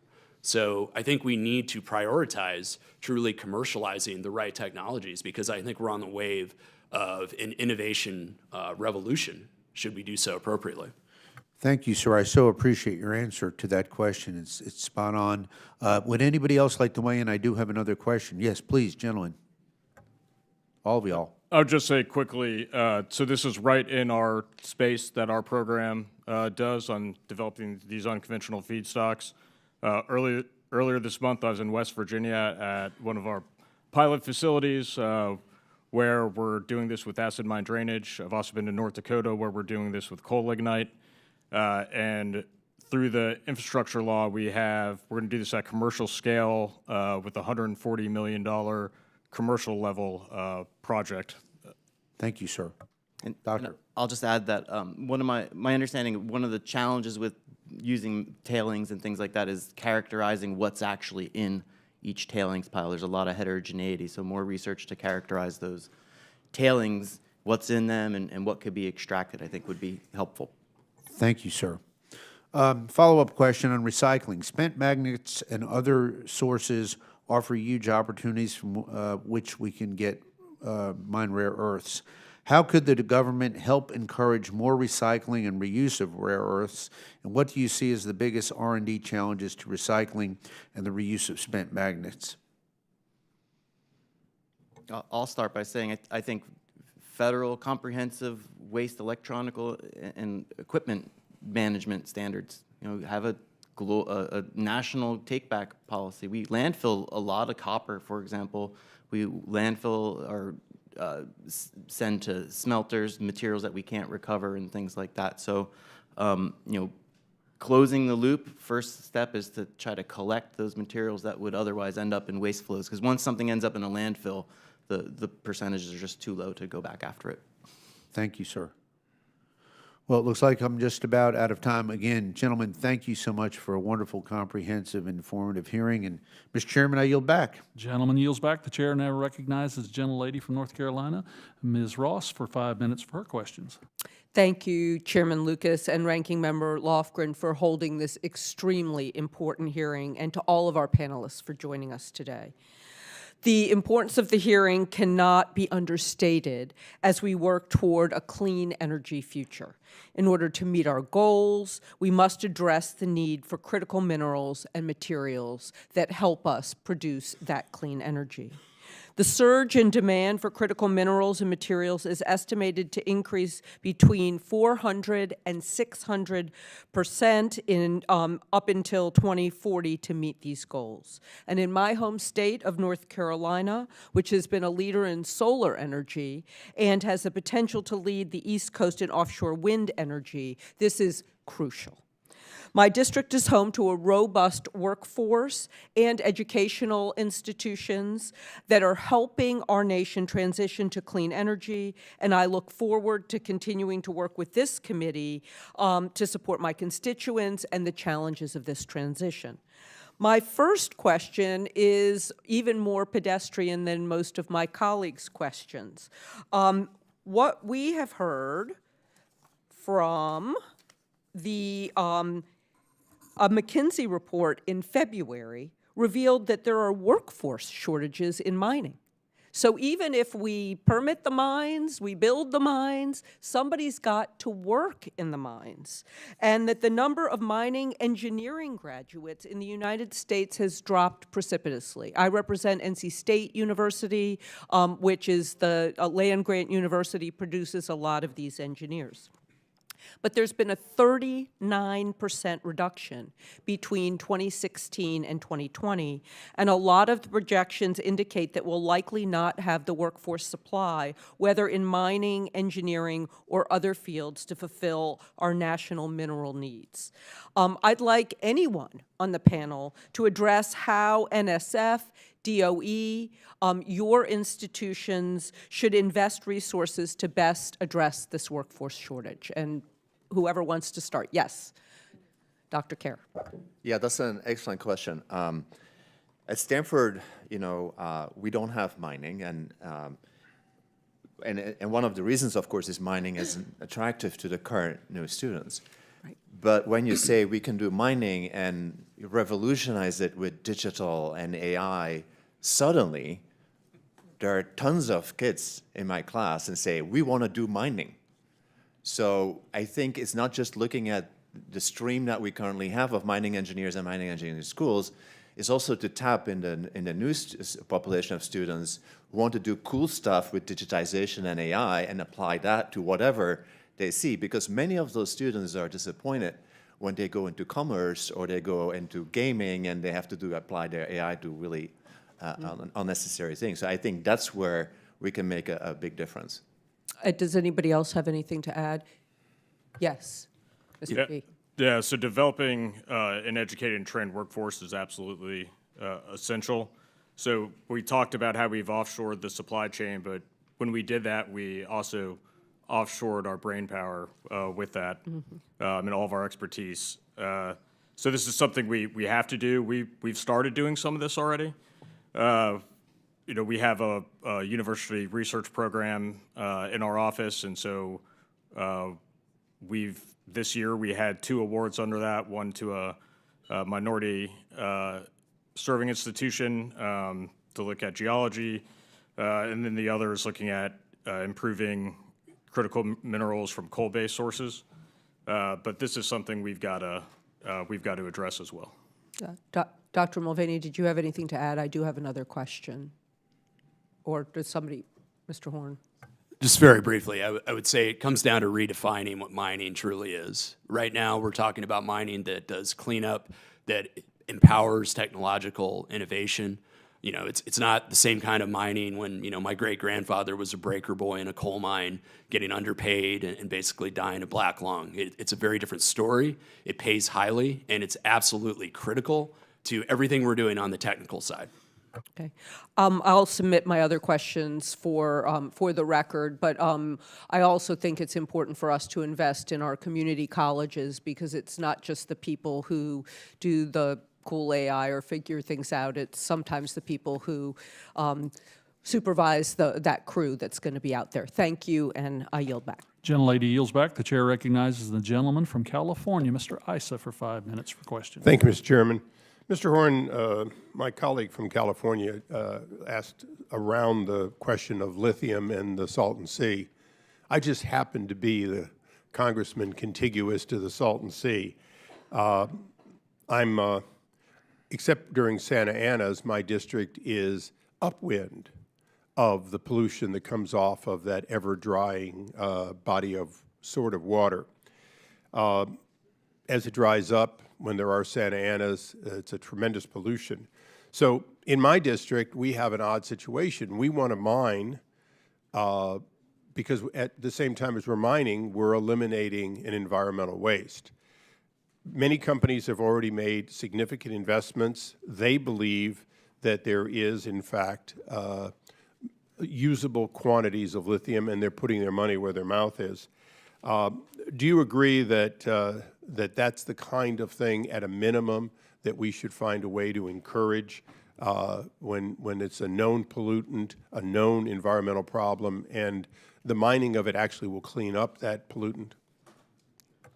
Congressman, I would say absolutely. I think there's a misunderstanding when it comes to lithium production via DLE and other technology applications. So while we look at a variety of technical applications of brine sources, they're not all created equal, and it's really about matching the right technology with the right ppm content in the brine, right? So we have ppm projects that we're working on in the Smackover region that are high in lithium. They require a separate kind of technology than what I believe could be used in Salton Sea and lower ppm bodies that I still think, with the right technology, could be highly economical. Well, the late Sonny Bono spent most of his career trying to save the Salton Sea. And when I inherited the region, I too became concerned about a body of water that, as it dried up, wasn't just environmentally a problem for wildlife and flyovers, but in fact is worth saving for other reasons. Back to the lithium, though. You said it's not a form of mining that we've known in the past, that realistically it's almost harvesting by comparison, not much different than taking salt out of the ocean. So my question to you, and it's not intended to be a political one, but I think it's important. California has mandated effectively lithium batteries because it's mandated EVs. At the same time, our governor is in fact taxing mining. Is there a message there that you can figure out of why you would mandate something and then make it much more expensive at a time in which batteries are the single most determinant product for whether EV succeeds or not?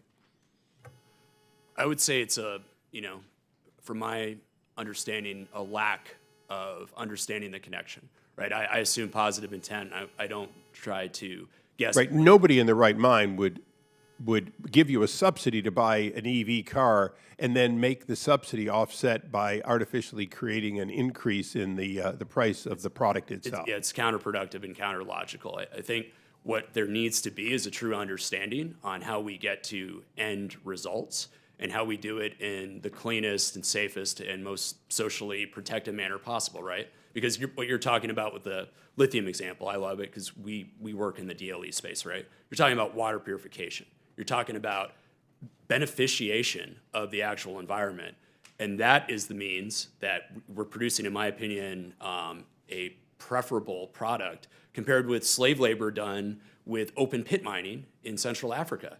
I mean, it's just, there's no comparison. And I challenge anyone that believes in electrification to try and make the case that it's okay to do that on the back of child slaves. Let me ask a closing question for all the witnesses, and it's not intended to be rhetorical, or it's just intended to be a statement about the country we live in. Is there any major mining or any major country in the world that has better human rights, better work rights, or better environmental rights when it comes to how you mine than the United States? Or to put it another way, aren't we the cleanest, best place to mine if what we're looking at is mine it here or mine it there? Either way, it's going to be mined. Absolutely. I mean, we've talked about the amount of time it takes to permit the cleanest mines in the world. That is a consequence because we have the highest standards flat out in the world. Anyone else is there a controversy here, or that's pretty much a given that we do it better and cleaner, and if we're going to have it done somewhere in the world other than the United States, it will be less clean, it will be less environmentally fair, and it certainly will be less fair to its workers? Thank you, Mr. Chairman. I yield Time has back. expired. Chair will now recognize the gentleman from Illinois, Mr. Sorensen, for 5 minutes for his question. Good morning. I want to thank Chairman Lucas and Ranking Member Lofgren for convening this hearing and our witnesses for being present today. The Inflation Reduction Act focused many of its critical minerals provisions on tax credits, which are being implemented through the Department of Treasury. Guidance from Treasury on 45X, the Advanced Manufacturing Production Tax Credit, requires that manufacturers to sell their unprocessed high-purity aluminum to an unrelated third party before they can access the credit. I represent workers at Arconic in the Quad Cities of Illinois and Iowa, who produce high-purity aluminum and shape it into aluminum sheet or plate before they sell it to a third party. Congress intended for a wide array of companies to qualify for 45X. However, Treasury's current guidance likely precludes one of the largest domestic manufacturers of high-purity aluminum from accessing the credit. Mr. P., how has the Treasury Department relied on the expertise of you and your colleagues at the Department of Energy as they work to implement these highly technical tax credits? So this one is out of my purview, but I do know that there's technical assistance that goes on between DOE and Treasury. Thank you for that. Also in my district, we have an electric vehicle manufacturer, Rivian, in my district in Illinois. However, according to the company, the structure of the IRA does not allow the company to secure lithium specifically from South America because the lithium cannot be refined before it is imported. And so this does not allow the company the access to the IRA tax credits. It creates immense cost and delays Rivian's path to profitability, which secures the 7,000 workers in my district their jobs. Mr. P., to you again, the intent of the IRA is to support the domestic renewable energy sector. But with limited access to refining capabilities in the U.S., should Congress take action to allow companies to access IRA tax credits when they purchase critical minerals refined in an allied foreign country? So I know that's the intent of the tax credit. I can't comment on if there should be legislative changes or Congress changes to how it's implemented. I'd have to refer you to Treasury for a comment on that. Does anyone on our panel today find this troublesome? Congressman, I actually testified on this subject before another committee relatively recently, and I think what it comes down to is proper oversight and implementation. These are difficult, complicated measures to actually enforce and impact. So I think that the way forward, which I think has been started and is in progress with this administration, is to have central oversight from White House leadership, ensure that there's that proper level of coordination and implementation of a lot of these executive and legislative actions. So I think what it really comes down to is further empowerment of some of the White House coordinating entities in terms of ensuring proper interagency collaboration and implementation. Do you think that there's more work that Congress should be doing on that? My recommendation would be continued encouragement of the White House to enable that level of coordination and oversight related to that as well too. I believe that the White House desires and is attempting to do that. Any way that they can be supported in that implementation by the Congress, I think would be beneficial for all. In my last minute to you, Dr. Mulvaney, I serve as the ranking member on our committee's Space and Aeronautics Subcommittee. I've heard from aerospace stakeholders in my district that some companies are turning to Europe for R&D dollars due to the funding landscape here in the U.S. These dollars come with requirements that some of the work be done in that country providing the funding. Have you found this to be a problem in the critical mineral sector? I understand it is, and I think my colleague might be able to answer that even a little more clearly, if that's okay. Correct. Would you mind speaking to that, Jeff? Well, yeah, so as I mentioned in my statement, all of our funding has come from foreign governments or not from foreign companies or institutions because the United States is not investing in this particular area of mineral exploration. And I think what we have done with the group is also look at this as, Americans, right? Which countries should we be collaborating with and which companies should we be collaborating with? And we've clearly said in our group there are companies and countries we will just not collaborate with. But it would be better for the United States to support much more in the mineral exploration from inside. So groups like myself don't have to go outside the country to get funding. Let's make it in America. Yes. Thank you all. I yield back. Thank you. Mr. Obernolte from California is recognized for 5 minutes. Thank you very much, Mr. Chair. Thank you to all of our witnesses on this really critically important topic. Mr. PA, I wanted to start with you, if I could look around Max's big head.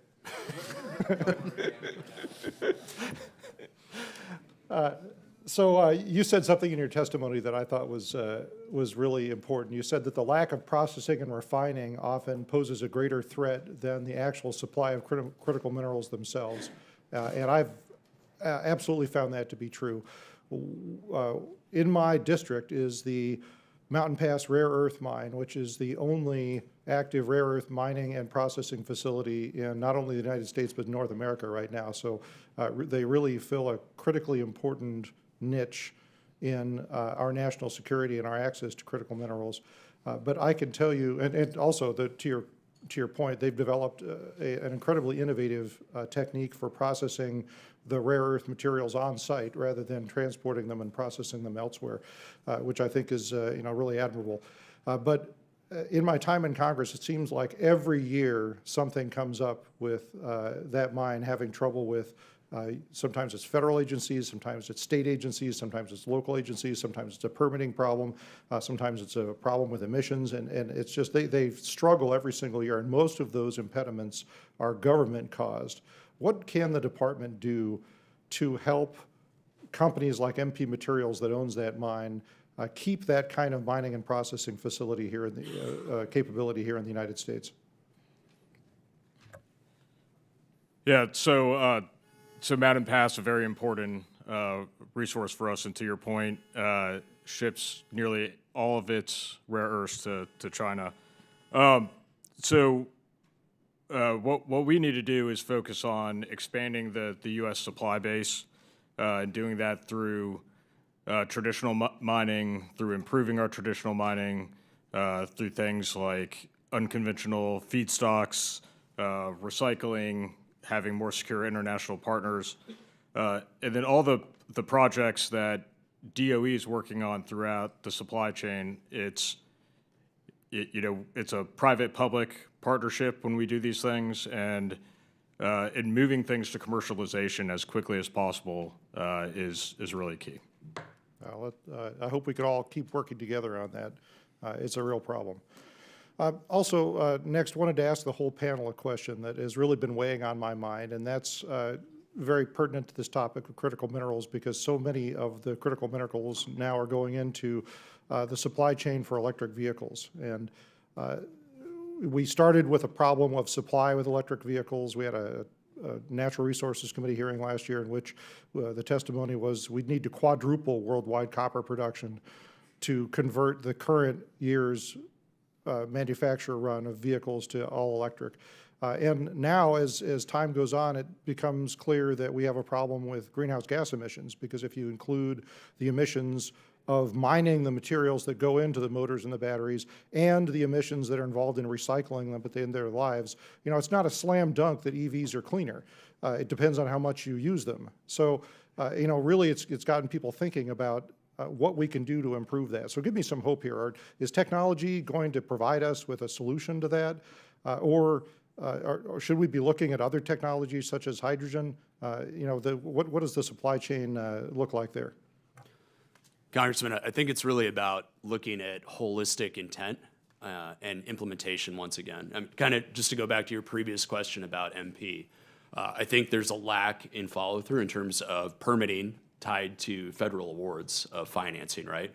I think that, MP has been the subject of multiple DPA awards. Why would there not be mandated permitting tied to that for implementation? Similarly, with technological implementation into the sector, and I don't think it's as simple as some would try to portray it as simply EV related. It's really more about technological innovation across the board, because these elements are just as critical in defense and technology implementation across the board. But what it really takes is essentially doubling down on the right technologies. We have to look at technologies not as science projects, but as options to commercialize and outcompete our competitors and to provide a better series of products, because that's currently what we have. That's what we're looking to invest in with GreenMet and other companies that we're working with. That's the way forward. Right, thank you. Well, in my remaining seconds here, let me just point out that the urgency of onshoring the production of those materials, particularly as it concerns solutions like electric vehicles where we're trying to reduce greenhouse gas emissions, because we can control the emissions of mining and processing that occurs here. If we allow the offshoring of that production, we are just also offshoring those emissions, and we have no control over how the emissions that do occur. And so I think that adds urgency to the testimony that we've received today. But I want to thank you very much for your service and your testimony here, and I yield back, Mr. Chairman. Ms. Salinas is recognized for 5 minutes. Thank you, and thank you to the chairman and the ranking member for holding today's hearing and to our witnesses for participating. Mr. P., you addressed the department's work to develop alternative technologies to reduce our dependence on critical minerals, and we've had a robust conversation today. ESS, a company based in my district, received such support from ARPA-E over 10 years ago and is now a reliable provider of large-scale iron flow batteries for grid storage applications. Do we have the right federal incentives in place to balance the need for ongoing R&D with the need to accelerate adoption of existing technologies that potentially have the capacity to reduce future dependence on critical minerals? Yeah, so that valley of death between research and commercialization is always a major concern. One of the really exciting things about the infrastructure bill funding is the fact that we're bridging a lot of that. I mean, we've been doing work now for 10 years on getting rare earth elements out of these unconventional feedstocks, and that started just in the lab. And then we've had pilot projects, but now with the infrastructure law, we're going to be doing this at commercial scale. And so having the funding to bring public and private partners together and get projects to commercialization really is key. Thank you. When DOE supports the R&D behind such technologies, are there additional tools outside of what we've been seeing in the Inflation Reduction Act to help private industry bridge that gap from lab to commercial viability? So what more can we be doing outside of what the Inflation Reduction Act is proposing? Yeah, so there was one section in the bill that I think would be good to get funded, which is 40210, critical minerals mining and recycling research. And so that was authorized but not appropriated in the infrastructure law, and so we think that is important. And then what more to do, and I've talked about this already, but I'll say it again, is really investing in, so we know whether we do recycling or unconventional feedstocks or international imports, that we still need to have a domestic mining capability. And so investing in ways to improve it, do it better, do it cleaner, safer, less impact, that is really key. And having research here at DOE and with partners at USGS is really key. Thank you. And this is for the panel. As several of you have already mentioned, China dominates processing for many critical minerals, and some materials are heavily concentrated in few countries. I serve on the Congressional Executive Commission on China, where we recently held a hearing on China-dominated cobalt supply chain. And I'm worried that the lack of U.S. involvement from companies, we really have no domestic cobalt refining capacity and no U.S. mining companies operating in the DRC. It really limits our ability to influence both labor and environmental standards of these operations.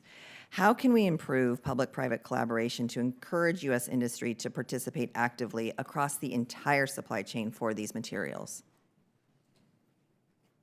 And anyone who wishes to answer. I can start.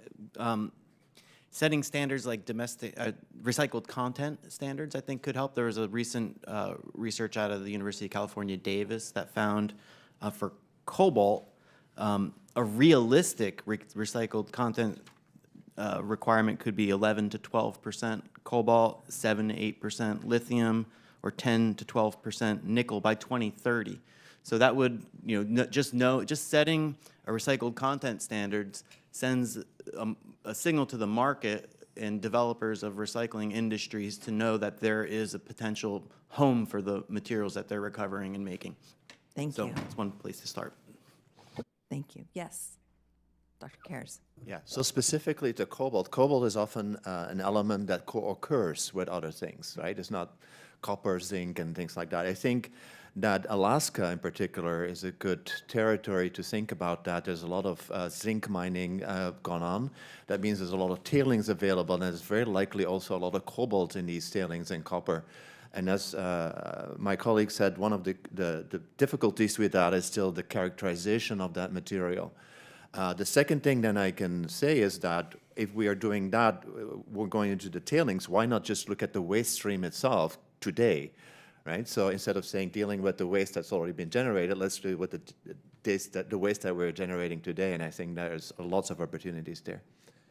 Thank you again to the panel. I yield back. Thank you. The chair recognizes Mr. Babin from Texas for 5 minutes. Thank you, Mr. Chair. Mr. Horn, as we've all heard today, rare earth and critical materials are an important part not only of consumer products, but also defense products such as missile guidance systems and aircraft engines. And China uses its supply chain dominance as geopolitical leverage, even threatening embargoes against the United States and other Western nations. The U.S. identified this vulnerability decades ago and is in the process of shoring up rare earth supply chains, including building processing facilities in my home state of Texas and my neighboring state, Oklahoma. According to one of the leading cyber forensic firms in the world, Mandiant, the Chinese Communist Party is engaged in an influence campaign known as Dragon Bridge, comprising a network of thousands of inauthentic accounts across numerous social media platforms, websites, and forums that have promoted various narratives in support of political interests of the People's Republic of China. Mandiant reported that one of these campaigns is specifically directed at the United States rare earth industry and intended to prevent any competition to the Chinese Communist Party near monopoly on these rare earth elements and critical minerals. Specifically, Mandiant found evidence that Dragon Bridge targeted two projects, those that I mentioned in Texas and Oklahoma, that could alleviate dependence upon China. This astroturfing campaign conducted by the Chinese Communist Party manufactured environmental concerns and expressed opposition to the development of the projects. Looked like real stuff, but not. We've seen this tactic before because in 2018, this committee produced a report highlighting exactly how Russia used similar tactics to undermine U.S. natural gas production. U.S. mineral extraction and processing regulations and safety practices far exceed China's. Furthermore, Chinese-backed companies are known to use child and forced labor. What impact would further limitations on U.S. production spurred by Chinese Communist Party propaganda have on the United States national security and economic competitiveness? And have we seen any elements of this Chinese party influence campaigns seep into U.S. regulatory policy? Very briefly, if you can.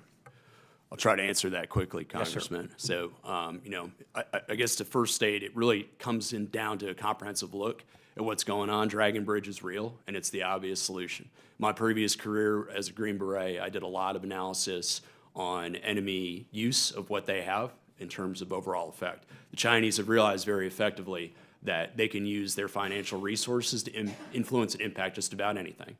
And so Dragon Bridge is an example of how they have done very adeptly mobilization of resources that can stop U.S. projects.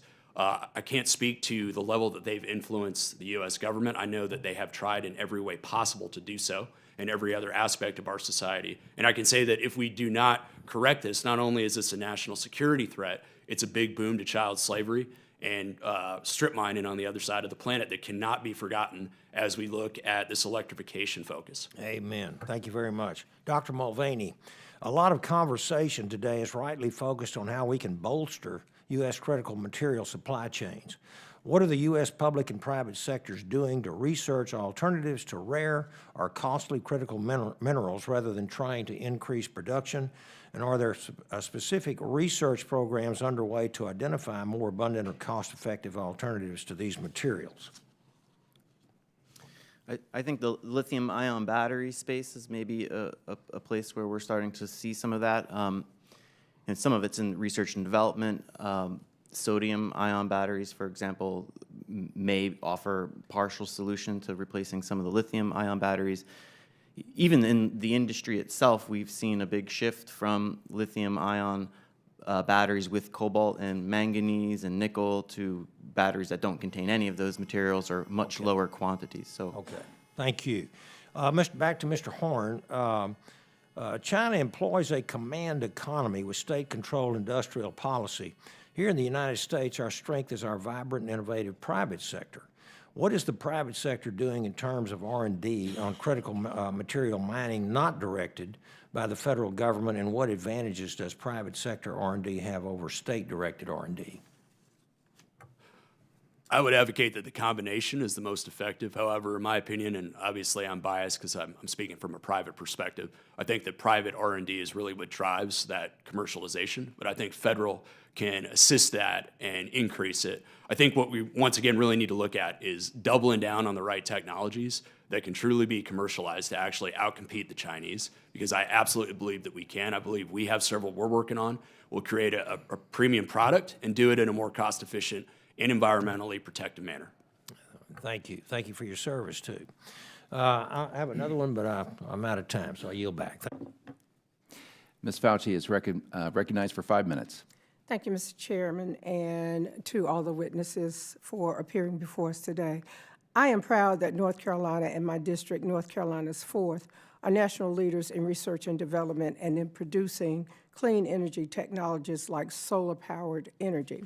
We are creating clean jobs and a clean energy ecosystem as we strive to meet the Biden administration's goal set forward to transition our energy infrastructure and our economy towards a cleaner future away from reliance on fossil fuels. Last September, Secretary Yellen visited my district in Durham and in Chapel Hill to highlight the promise of solar and renewable energy and how federal investments that we are making today will pave the way toward a more sustainable and prosperous future. And earlier this year, I joined President Biden in my district on his Investing in America tour, where Wolfspeed, a semiconductor manufacturer, announced the largest investment in manufacturing in North Carolina history. And instead of relying on minerals made overseas, we are bolstering our domestic supply chain in chips that will be made in my district that will be used to power electric vehicles and batteries that will be produced in North Carolina just down the road from my district at VinFast, which is an auto manufacturer. RTI, an independent nonprofit research institute headquartered in my district, is a partner of multiple offices within DOE, including yours, Mr. P., DOE's Office of Fossil Energy and Carbon Management. RTI's energy division is helping to lead the way in R&D and in demonstration of innovative process technologies in the areas of gas separations, syngas processing, catalysis, CO2 capture and utilization, and biomass conversion. I'm hopeful and inspired by their work that through advancements in science, we can help promote national and worldwide goals of reliable, sustainable, and economically viable energy supplies beyond fossil fuels. So, Mr. P., can you talk about other leading-edge research priorities of DOE and your office that we in Congress and on the Science Committee should be learning more about? Yeah, so our carbon management program, as you mentioned, is critically important. I want to talk about another thing we're doing, though, that is a priority for myself and for my boss, which is our work on methane mitigation, on our methane mitigation technologies. And there's a White House initiative and task force around methane and reducing methane. But something we're doing right now is around creating a framework for consistency on how we are measuring methane and reporting it and verifying it, and we're working with international partners on that initiative. So it is very important that we address methane emissions and from the oil and gas sector, and that we do it quickly. It's where we can make the biggest impact in really the shortest amount of time. And we're really encouraged with with the work in that area. Thank you for that. Dr. Mulvaney, in your testimony, you mentioned utilizing the purchasing power of the federal government to help set producer standards to aid in recovering critical materials and minerals. Can you please expand on this, and can you also describe the types of requirements that could be tailored to improve industry design standards?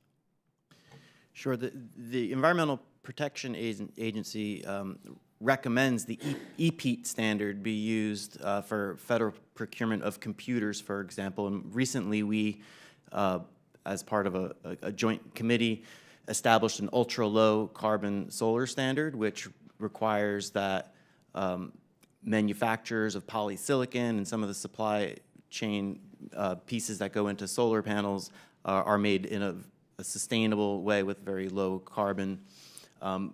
That, I think, helps with the domestic production issue, because a lot of the solar supply chain today is in China and is in very coal intensive electricity grids. So, you know, expanding the types of products that are purchased through the EPEAT programs, I think would be a good example of how the federal purchasing could drive more domestic manufacturing and build a domestic supply chain. Thank you. That's my time, Mr. Chair. I yield back.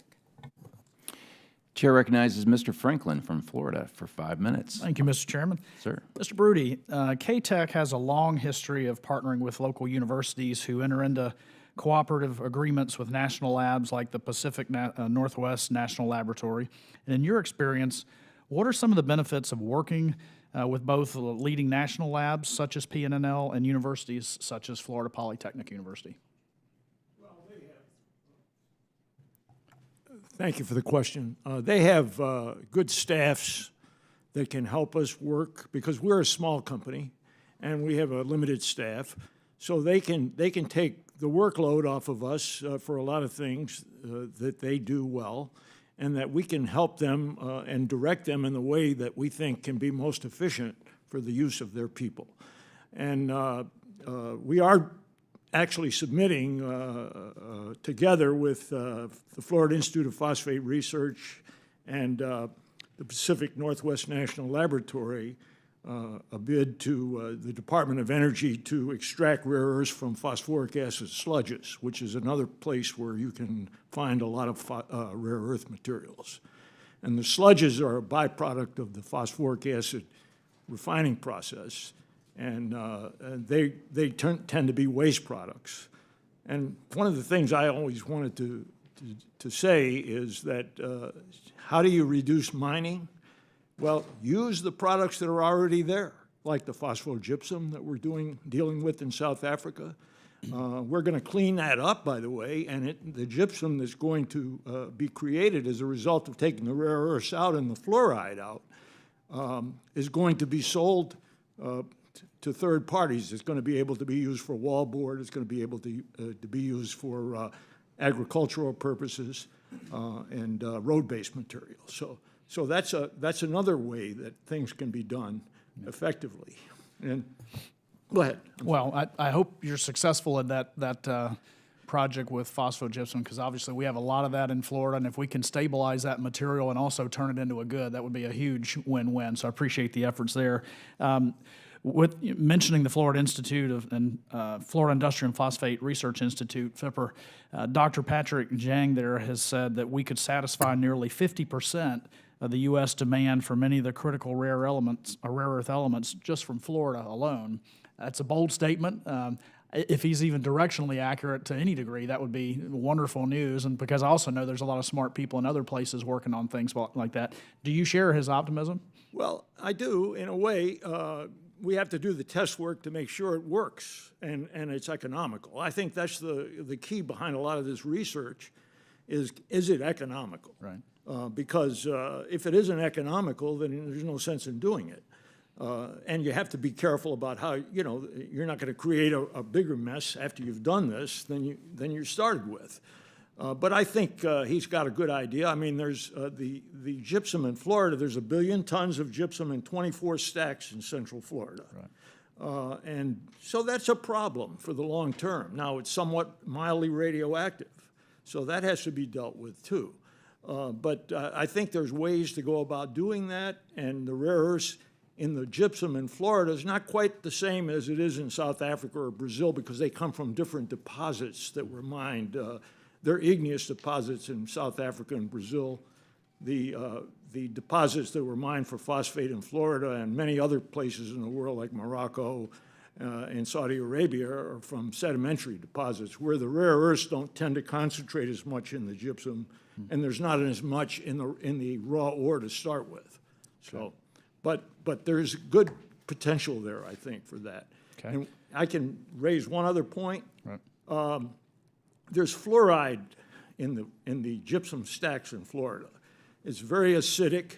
It's about 1% fluoride saturated through all of that billion tons of gypsum. The United States is almost totally dependent on imports of fluoride for use in making hydrofluoric acid and the derivatives of hydrofluoric acid. If you can take we have a process technology that's been patented, and we're promoting it with several companies that we can take the fluoride out of the pond water, make hydrofluoric acid and a silica product that can be utilized in tire manufacturing and things of that nature. And I think that needs to be looked at too as well. So anyway, I just wanted to bring that up. Great, and thank you. Mr. Chairman, I have other questions I'll submit for the record, but I yield back. Thank you. The chair recognize Ms. Lee for 5 minutes. Thank you, Mr. Chair. And thank you to all of our witnesses for your time and expertise on this critical area of research, of resource development. The history of mining in the Pittsburgh region is intertwined with the economic development that fueled our nation's growth. Needless to say, such growth came at a significant cost to the environment and the communities that called this region home. We've come to a time of reckoning where we have to realize and adapt to the fact that the resources we try to extract from the earth can't mean we send communities to an early grave. Critical minerals are essential to U.S. energy independence and economic growth. They're vital components in clean energy technology such as solar panels, wind turbines, electric vehicles, and transmission systems. What's more critical is that we do all in our power to serve, protect, and empower people, the human element, when considering how to shape our regulatory environment. A few weeks ago, before the Thanksgiving holiday, I and my colleagues here voted to avoid a government shutdown. Since we resumed work, it seems that appropriations bills are no longer a priority in 2023, which is sad, seeing that the NSF, through the CHIPS and Science Act of 2022, has been authorized to support research and development to advance critical minerals mining strategies and technologies, but has not been appropriated ending funding to process with such work. Therefore, it's reducing the amount of mining needed through improvements in battery technology, second-life applications for vehicle batteries, and better recycling is key to reducing harm. In my state of Pennsylvania, the Center for Critical Minerals at Penn State is working to identify innovative ways to extract these valuable materials in more sustainable ways from an abundant source of pollution in our state, coal waste. And in light of ongoing conflicts and humanitarian crises around the world, I would be remiss to highlight how our demand for these critical minerals that are found abundantly and extracted in nations like Congo often result in child and exploitative labor, environmental abuses, and safety risks. While many of our duties are in service to our own constituents here domestically, we can't forget that the ramifications of our actions have global consequences. We must remain thoughtful and vigilant. Dr. Mulvaney, what are the technological gaps that currently exist that limit mineral extraction from waste materials and corresponding assessment of quality and quantity of those recycled materials? I think, as we said earlier, the characterization of what's actually in the waste is sometimes one of the challenges. The toxicity where we might have materials that are valuable bound up in materials that are potentially toxic, that could be another barrier to recovering some of these materials. But that's, these are things I think that could be figured out, and with more investment in looking at those strategies, I think closing these gaps is really critical to getting that circular economy in those materials. What existing and developing environmentally sustainable approaches are there for the extraction, separation, processing, and manufacturing of critical minerals?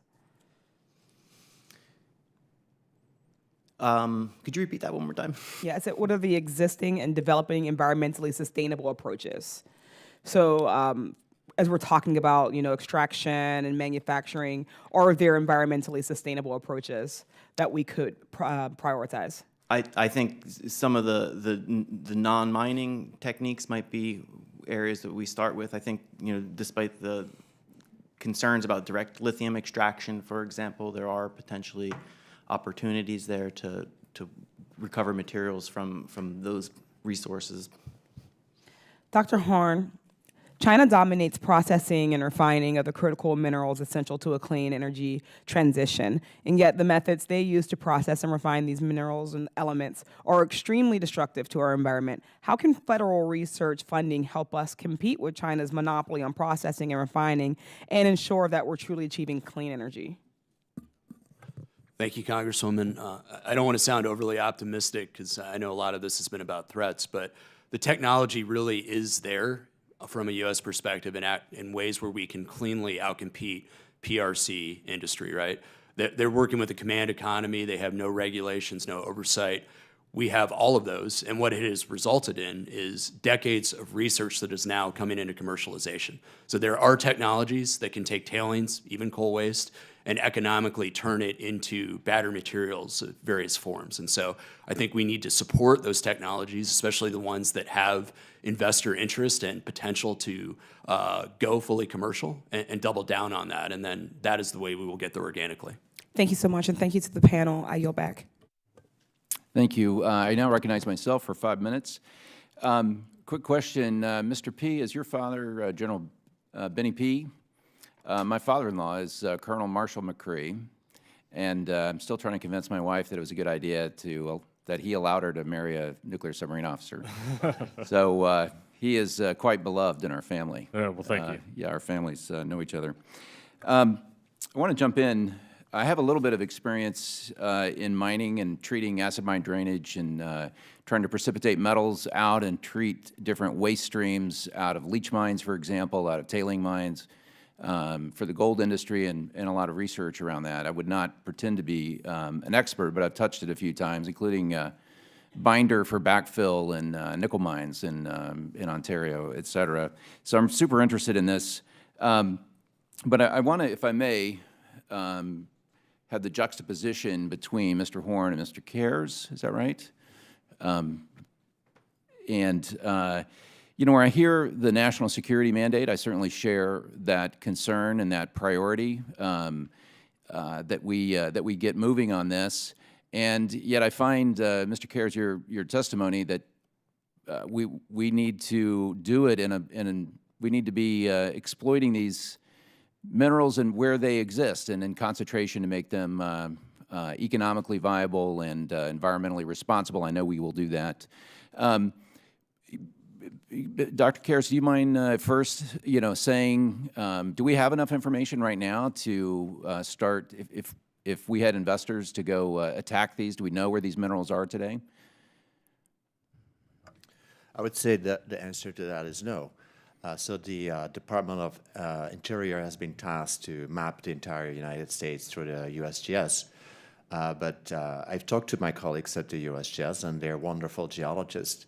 But they are not have the technological innovation equipped to do that. I work for a startup company in Silicon Valley, Cobalt Metals, that have 150 people employed. Half of them are data scientists and artificial intelligence experts, and half of them are geologists. And they are mapping very large areas in the world, including entire countries. I don't see that present currently, that technology and that innovation present. If I may, just, the critical mineral list is long and growing. Let's focus just on uranium. Just given the history of the Cold War, and I know USGS, collects core samples and keeps them for a long period of time, it seems like we would have discovered a lot of the good sources for uranium. I see yellowcakes up to $80 a pound. It may actually be viable, if we were to start domestic mining. Do we have enough information to restart uranium mining? I am not familiar with the uranium part, sorry. Okay. Mr. Horn, to you, do we have enough information to jumpstart and accelerate this in the prescribed manner that has the concentration to make it economically viable instead of I would respectfully disagree with my colleague and say that we absolutely do. I'll just give a little bit of a vignette to try and reinforce that. So my chief geologist led a lot of the government efforts previously, spending a career at USGS and DOE. I think he would be the first to contend that it's going to be the private sector that needs to lead to the proper utilization and optimization of tailings and other resources.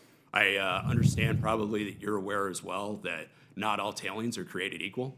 Acid mine drainage, gob piles, though I wish we could turn them all into cash and pay dirt.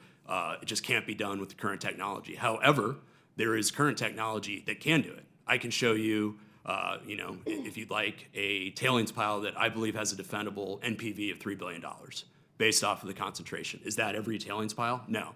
And I would say as far as uranium, we have as much resources as we need domestically as well, especially if we're using advanced methods of recovery. ISR recovery, which is being opened up and developed in Texas right now, that can be the solution rather than relying on Russian-influenced sources that are no longer available. I just want to give Mr. P.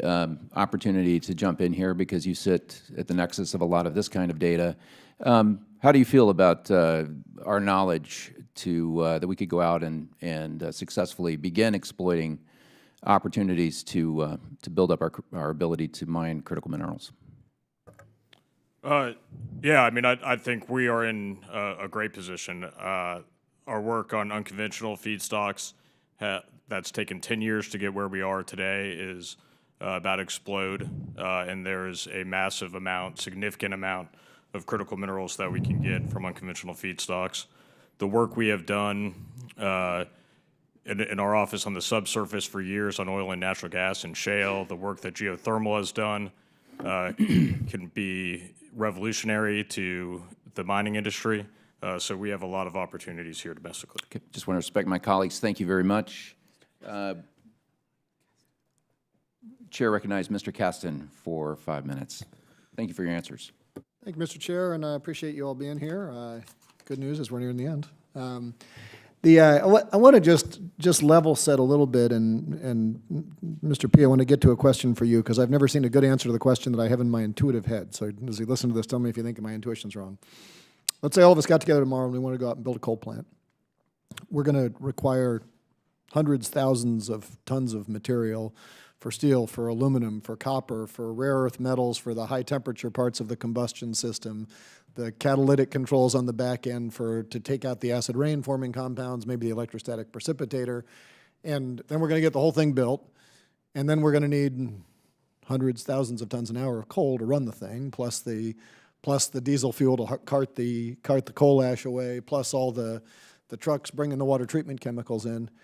If, on the other hand, we built a solar field and some wind turbines and some efficiency, we'd also need thousands of tons of stuff, different tons of stuff, to be sure, but then we don't need any ongoing stuff. I'm using the technical term. So, Mr. P., has DOE or anyone done an analysis of how many tons of stuff do we have to dig out of the earth in a carbon-intensive world every year? And how many tons of stuff do we have to dig out of the world every year in a carbon-neutral world every year? So what we need to do in the near term is about 4 to 6 times what we're currently doing. No, I get the transition, but I guess I asked the question, and if you don't know the answer, that's fine, but there's a rich conversation here, and I agree with everything that everybody said. We should have environmental justice concerns and everything else, but Chevron did some bad stuff in Ecuador.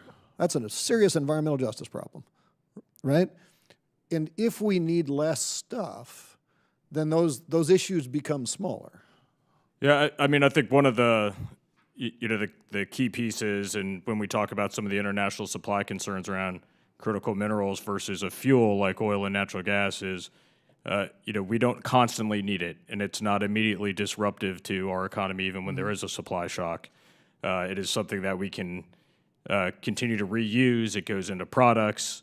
It's not something that's dependent on an ongoing daily basis. So there are differences. It's not a one-for-one. And the national security issues are obviously, and they're different, right? There was a time when we were nervous about German coal, but, we've moved on.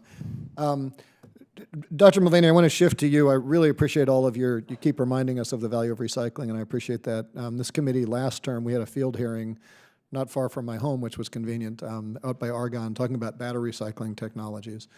And I wonder if you could just level set us again on this one. My understanding is that of all of the plastics we currently put into the recycling stream, not all the plastics we use, what we put in, maybe 5 to 10% gets recycled? Do I have that right? Actually, turned into something useful? Yeah, a lot of it's downcycled, so it goes into different quality products because you can't really recover the polymers. Well, I'm talking about stuff that just gets thrown away because I don't rinse out my milk jug or, Right, yeah, probably, yeah. So I guess what I'm wondering is, are there lessons from our failure to effectively structure a plastics recycling industry that we should not repeat as we think about recycling industries for these critical minerals so that we actually get closer to 100% recovery?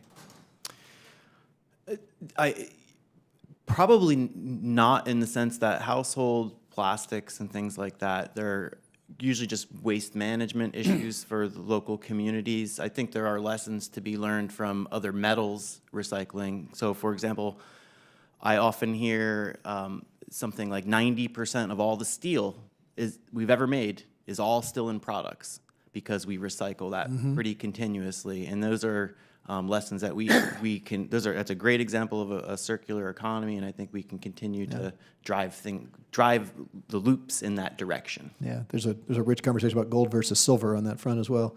So I guess I just leave, and if you have any comments just now or for the record, when we did this field hearing, one of the takeaways from the scientists we had there was that the battery recycling facilities we're building right now are recycling up to a chemistry that is useful for today's batteries, but is almost certainly not going to be useful for the battery chemistries we're going to be using 13, 15 years from now when that material enters the recycling stream. And their recommendation to us was that we should be thinking about what we need to do from a policy perspective to get purity of materials that's can enter into a lot of different chemistries. And if any of you have thoughts, and my time's up here, on what should we be doing? Is that a business issue? Is it a regulatory issue to try to make sure as we build out this recycling that we're building recycling facilities that are going to be useful for the materials that we're going to need once they get into that value chain? And I'm going to have to yield back unless the chairman will yield anybody time to answer that. We've got a number of people that are wanting to ask questions, so. All right, thank you. The chair now recognizes itself for 5 minutes. Very interesting topic. I sit on the House Natural Resources Committee as well, and have spent quite a bit of time going across the country with field hearings, just to start out with and let you know that. And a lot of these field hearings we've been having is on critical minerals and the lack of being able to get permits to even mine. And to the point to where, we're down to 3 smelters, and 80% of our mining that we do is processed in China. And, of course, we want to bring everything back home, even including chips, but you can't manufacture chips here because you can't mine the critical minerals to get it. So it's in every committee that we sit in. It seems like everything is going back to how do we get back to the United States and how do we do our critical mining. And Dr. Cares, I got a few questions. In your testimony, you mentioned that Mineral X receives funding primarily from foreign investors. Who's the largest foreign investor, would you say? Morocco. Morocco?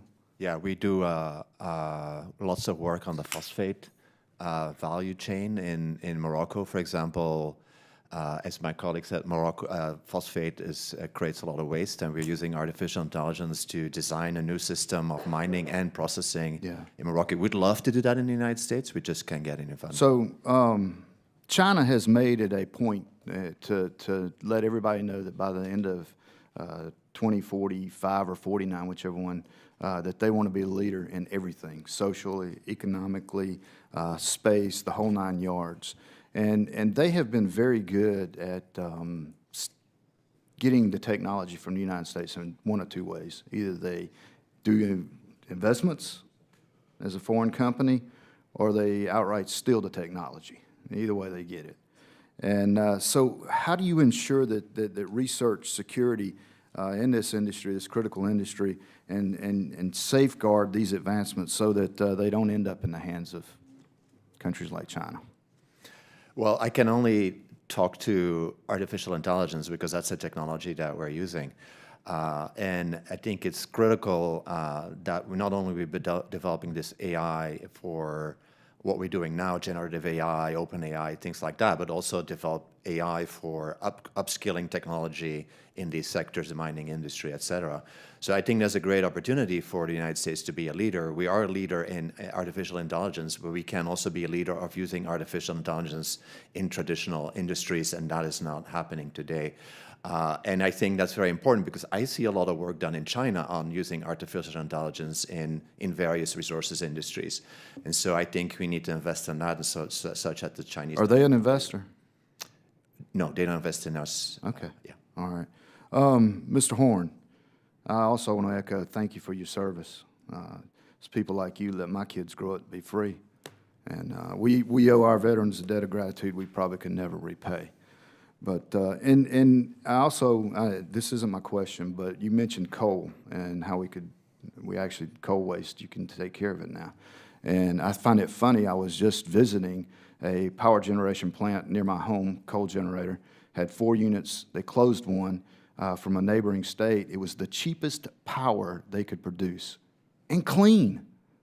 But yet, from a public perspective, they quit using coal to manufacture power in a time when we have record inflation and people are spending more than ever on everything from food to energy.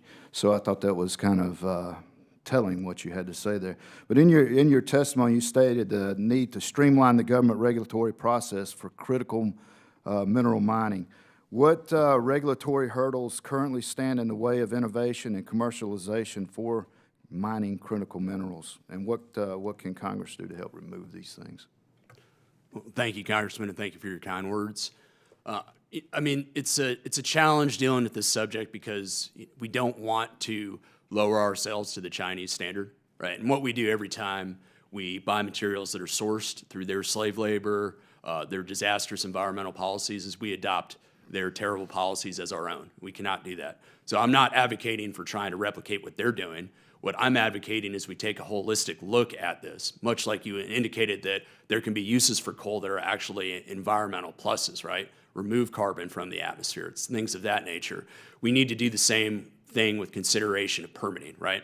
We've got a partner who is in the process of permitting a mine that has essentially, like I said, the rare earth on a heavy perspective solution that would allow many other projects to work in the United States, to include some that were brought up today, such as MP Materials and others that need those heavies in order to actually convert to the true optimization that we're looking for. So I would say what there needs to be is truly end-state driven evaluation of the permitting process, and there needs to be tight oversight over every single one of these agencies from Congress to ensure that implementation is allowing a lot of these key projects to move forward to give us the environmental solutions that we're looking for. Thank you. I know I'm out of time, but Mr. P., I want to echo that. Thank you for your service as well. So with that, the chair yields to Mr. Liu of California for 5 minutes. Thank you, Mr. Chair, and thank you to the witnesses for your time and your expertise. I'm a Democrat, so I don't oppose government intervention in the free market, provided certain conditions are met. I just want to know if those conditions are met, and I'm curious why in this particular industry we want to increase U.S. taxpayer dollar funding. I'm not opposed to doing that, but I just going to ask some basic questions. And let me just first say, I don't think it's sufficient to say, oh, because it's helpful to the defense industry, therefore we should put U.S. taxpayer dollars into it. There's lots of things that are helpful to our national security, such as educating our children well, having a trained workforce. I can think of 57 things that we would, put federal funding to. So my first question is pretty basic, and it follows on something that Professor Karras said. So you said we're the leader in artificial intelligence, and yet we don't apply this to mining or rare earth minerals and we should have more investment. But why doesn't the private sector figure that out? Why doesn't the private sector just go in here and go, hey, we can do all this stuff and then sell these rare minerals for a lot of money? Why does the government have to be involved in subsidizing private industry here? Or anyone can answer that. Yeah, I'll take a first stab at that, Congressman, if you don't mind. So, having served as a senior government executive and now in private sector, I've seen a little bit of both sides of the fence, and I will say it's very complicated. The constraints in the free market that our companies operate under, profitability is mandatory, essentially. That there needs to be a business case for everything that's done. And we're currently competing against several adversaries that have command economies that use zero regulation, oversight, and use state money essentially to outcompete what I believe are better products, services, and manufacturing. So my view of government funding in this sector is that it's essential to serve as a catalyst to get the private market truly into this space where they can outcompete some of these adversaries. I would not say it should be eternal funding, but I would say short-term funding to kind of spur this new activity and investment calculus that's, I think, drastically needed right now. Thank you. Are there certain rare earth minerals that the U.S. simply doesn't have, even if we were to try to mine it? Or do we know that?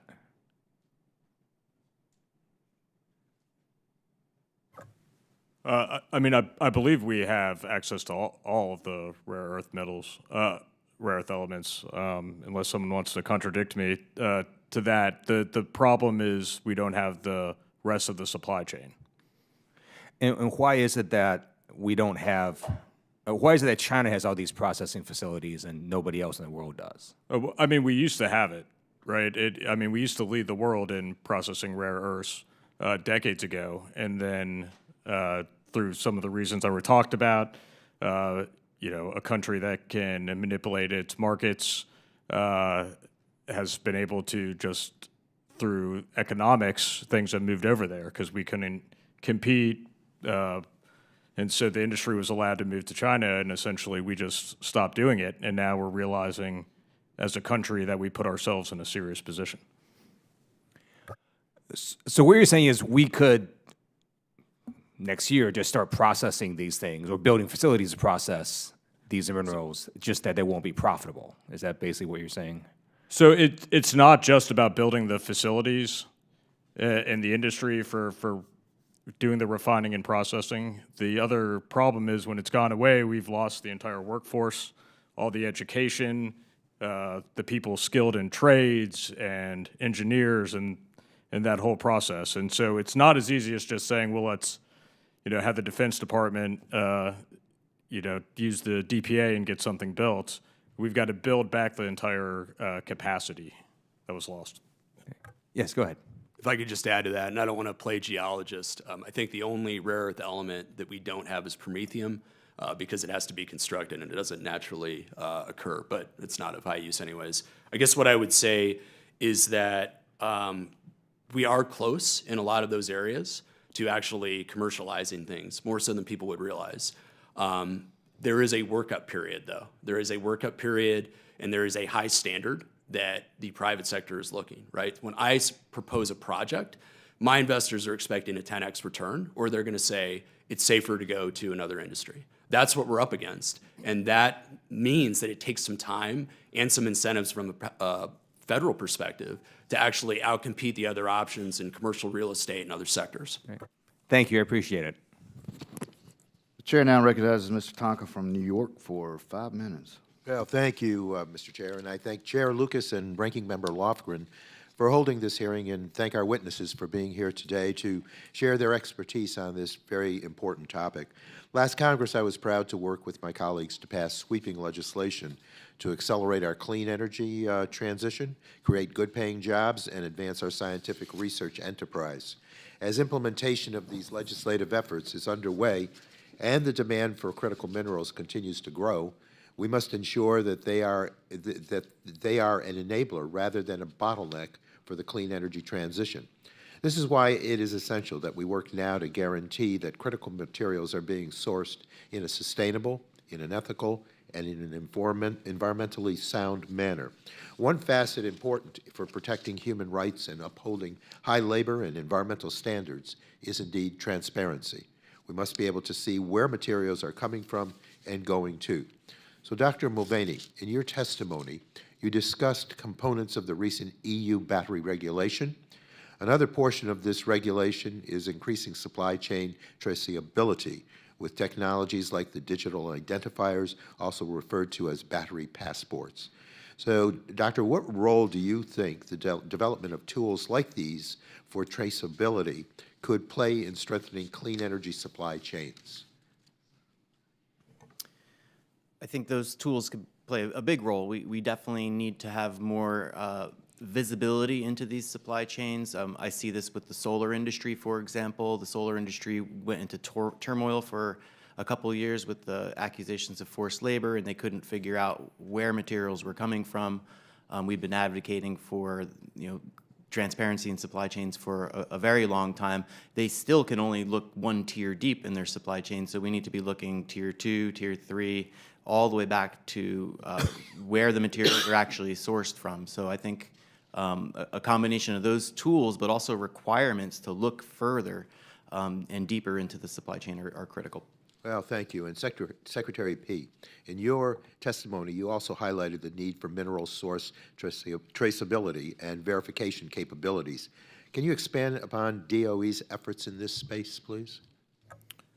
Yeah, so as we're looking at improving domestic mining, part of that is to ensure that we're having traceability of our minerals, and then we need to understand the international supply chain as well, so that we know that what we're getting has been responsibly sourced.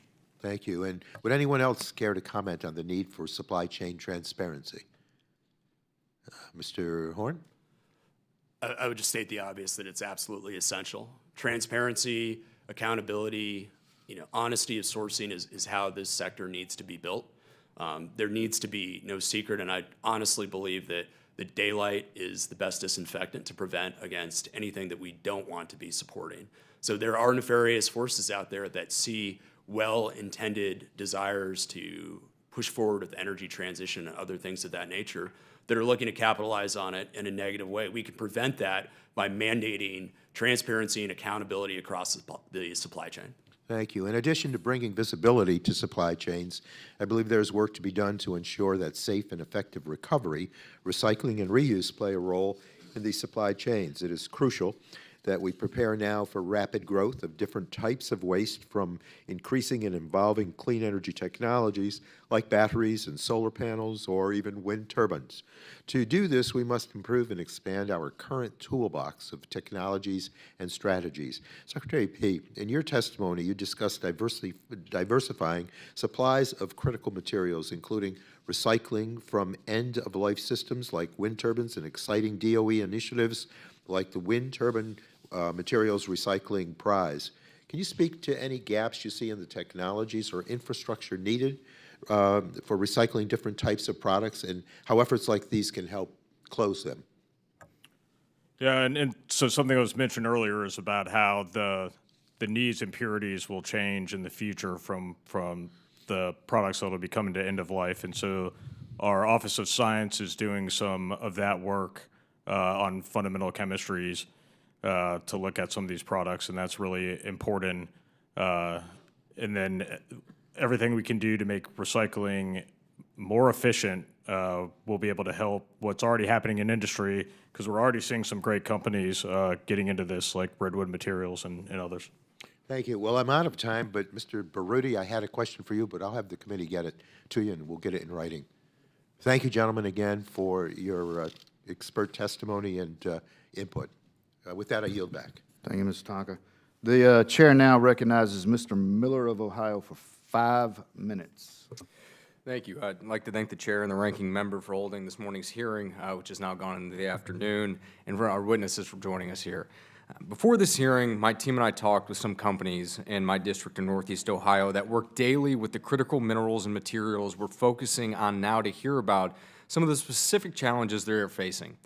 I think the most common issue that I heard about in these conversations was the short supply of graphite as well as some others. So I'm glad that the committee is addressing the issue of critical minerals and materials today. My first question is for Mr. Horn. Mr. Horn, I understand that GreenMet looks at innovation and technology trends in this sector. How can emerging technology areas like artificial intelligence and machine learning be leveraged to enable us to strengthen our mineral security and avoid the shortages I'm hearing about from my constituents? Thank you for the question, Congressman.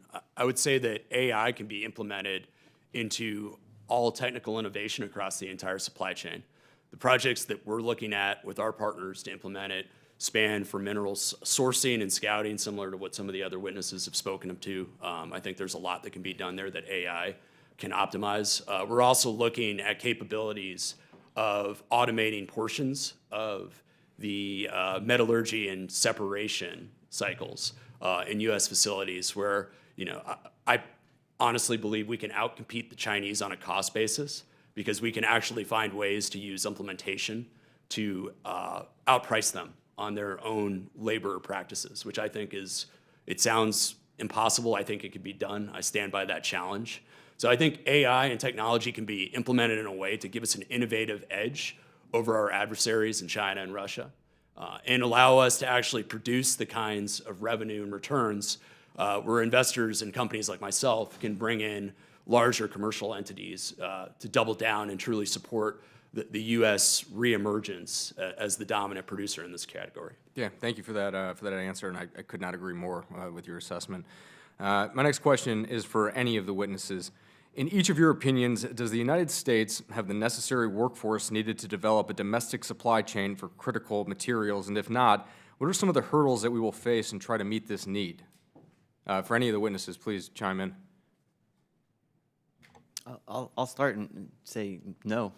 We don't have that right now, and I think one strategy perhaps to advance the workforce is to embed in funding opportunities, workforce development opportunities like the Justice 40 initiative. I think could be paired with apprenticeships and internships and things like that, working in these industries. So to get students excited, to get the workforce excited. But to your answer is no, I don't think we have the workforce yet.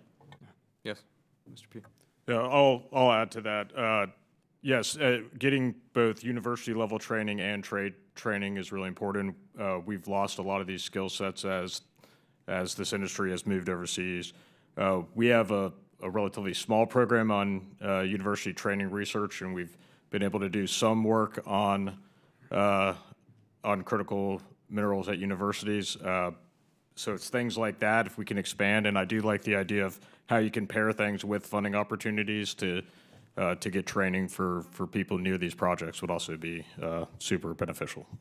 Thank you. One thing I'd add, Congressman, is I think a lot can be done from the private sector, right? I fully endorse and support academic and government efforts. However, I think there's a misunderstanding, especially with some of the younger generations, my own included, in the nature of these jobs, how high paying they can be, how essential they are to technological innovation.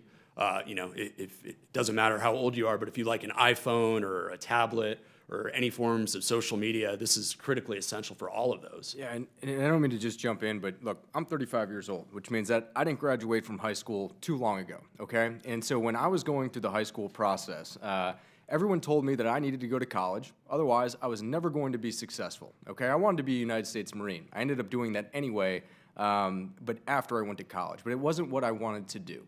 And we have jobs out there right now within the trade industry, which is down 2% across the board. So it doesn't surprise me to hear all of you say that we don't have the need that we have. But we have carpenters right now in the state of Ohio. We're 2,000 short to build the Intel project, which is $1 billion project that we have in the state. If we are down 2% across the trades and we have no one to work in your industry in critical minerals and materials, which is vital to what this administration is pushing, once again, vital to what this administration is pushing in their agenda, how do you get there? Make it make sense, and I don't mean to go on a rant, but it's simply not true. We have jobs out there that will pay over $100,000, steel worker, pipe fitter, carpenter, welder, to elevator technical operator. The most needed job in all of Ohio pays $160,000. I can go on, I'm over my time, but we do have a serious need within this country when it comes to technical education and reinvigorating that work ethic within our younger generations. And Mr. Horn, I agree, your generation, mine, Unfortunately, we need to step it up in the ones underneath us and not get indoctrinated by social media. Thank you. I yield back. The chair now recognizes Mr. Mullen of California for 5 minutes. Thank you, Mr. Chair. I'm somebody who graduated from high school a very long time ago. Thank you to our witnesses. Dr. Mulvaney, great to see you again, sir. I had the privilege of asking you some questions at our Natural Resources Committee, on which I sit. We discussed rare earth mineral collection and recycling programs, or the lack thereof. We discussed, and you have all mentioned, the mineral supply chain is increasingly important as we continue to make progress on a range of new technologies.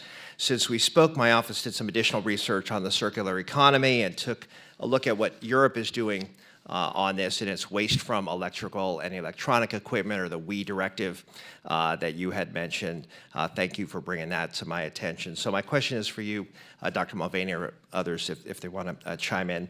If the U.S. were to pursue something along the lines of this directive, what are some of the top lines from the WEEE that you would recommend that we mirror? And are we starting from scratch in the U.S., or is there some movement on this already? I think the take back and collection system and the recycled content are probably two of the top headlines there. And I think some states are starting to develop these for particular products. So California, for example, has a bunch of state level extended producer responsibility programs for other sectors that have waste issues, mattresses, paint waste, stuff like that, that costs local governments a lot of money to dispose of. So I think that that's one piece. And I'll just add one thing that I think is really important about take back and collection, which is the prevention of fires. We've had a lot of fires that have happened at municipal waste recovery facilities, and they're usually caused by pretty small consumer electronic batteries. So by having take back and collection programs, we could avoid costs on local governments, because they're $1 million facilities often. One of those was in my district, as a matter of fact, and it inspired some state-level legislation that unfortunately did not make it across the finish line, but thank you for that. And then just a quick follow-up, some of the lessons maybe from the EU's experience that we should take into account as we move forward in our own approach.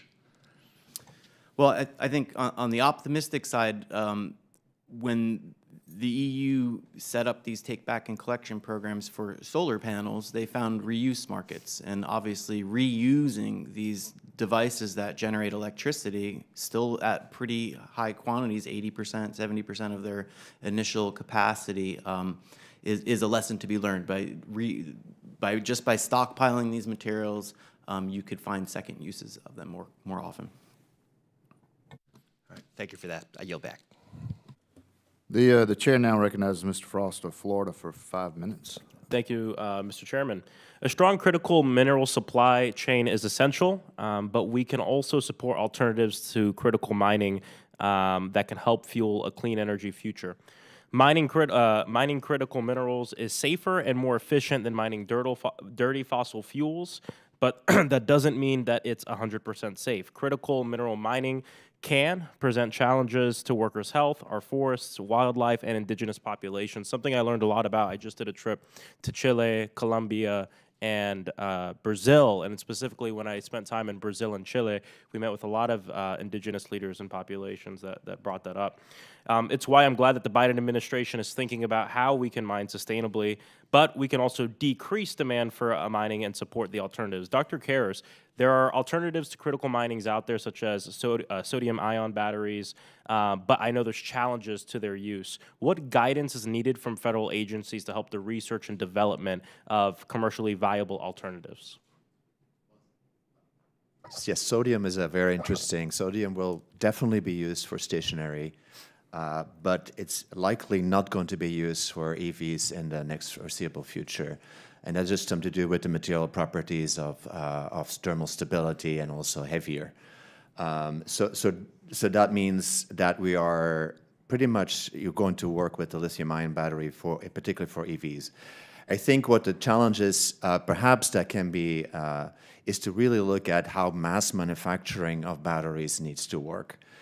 because we can always invent a battery in a lab and then even do a pilot or make a battery, but to get that to mass manufacturing is a huge challenge. Because there are technologies such as the solid-state battery that people talk about, but it's very difficult to mass manufacture them. So we always tend to forget about this mass manufacture. So investment in manufacturing and the technology to do that is equally important in this way. Thank you. Mr. P., the DOE sees the value of critical mineral recycling, spent batteries, earbuds, et cetera. What are some ways that DOE is working to make critical mineral recycling a practical way to mitigate the needs for new mining? Yeah, so we're looking at every part of the supply chain. And so from diversifying supply to looking at alternative technologies that we can have, so better alloys and materials. Recycling is a key part of that process that we're looking at as well.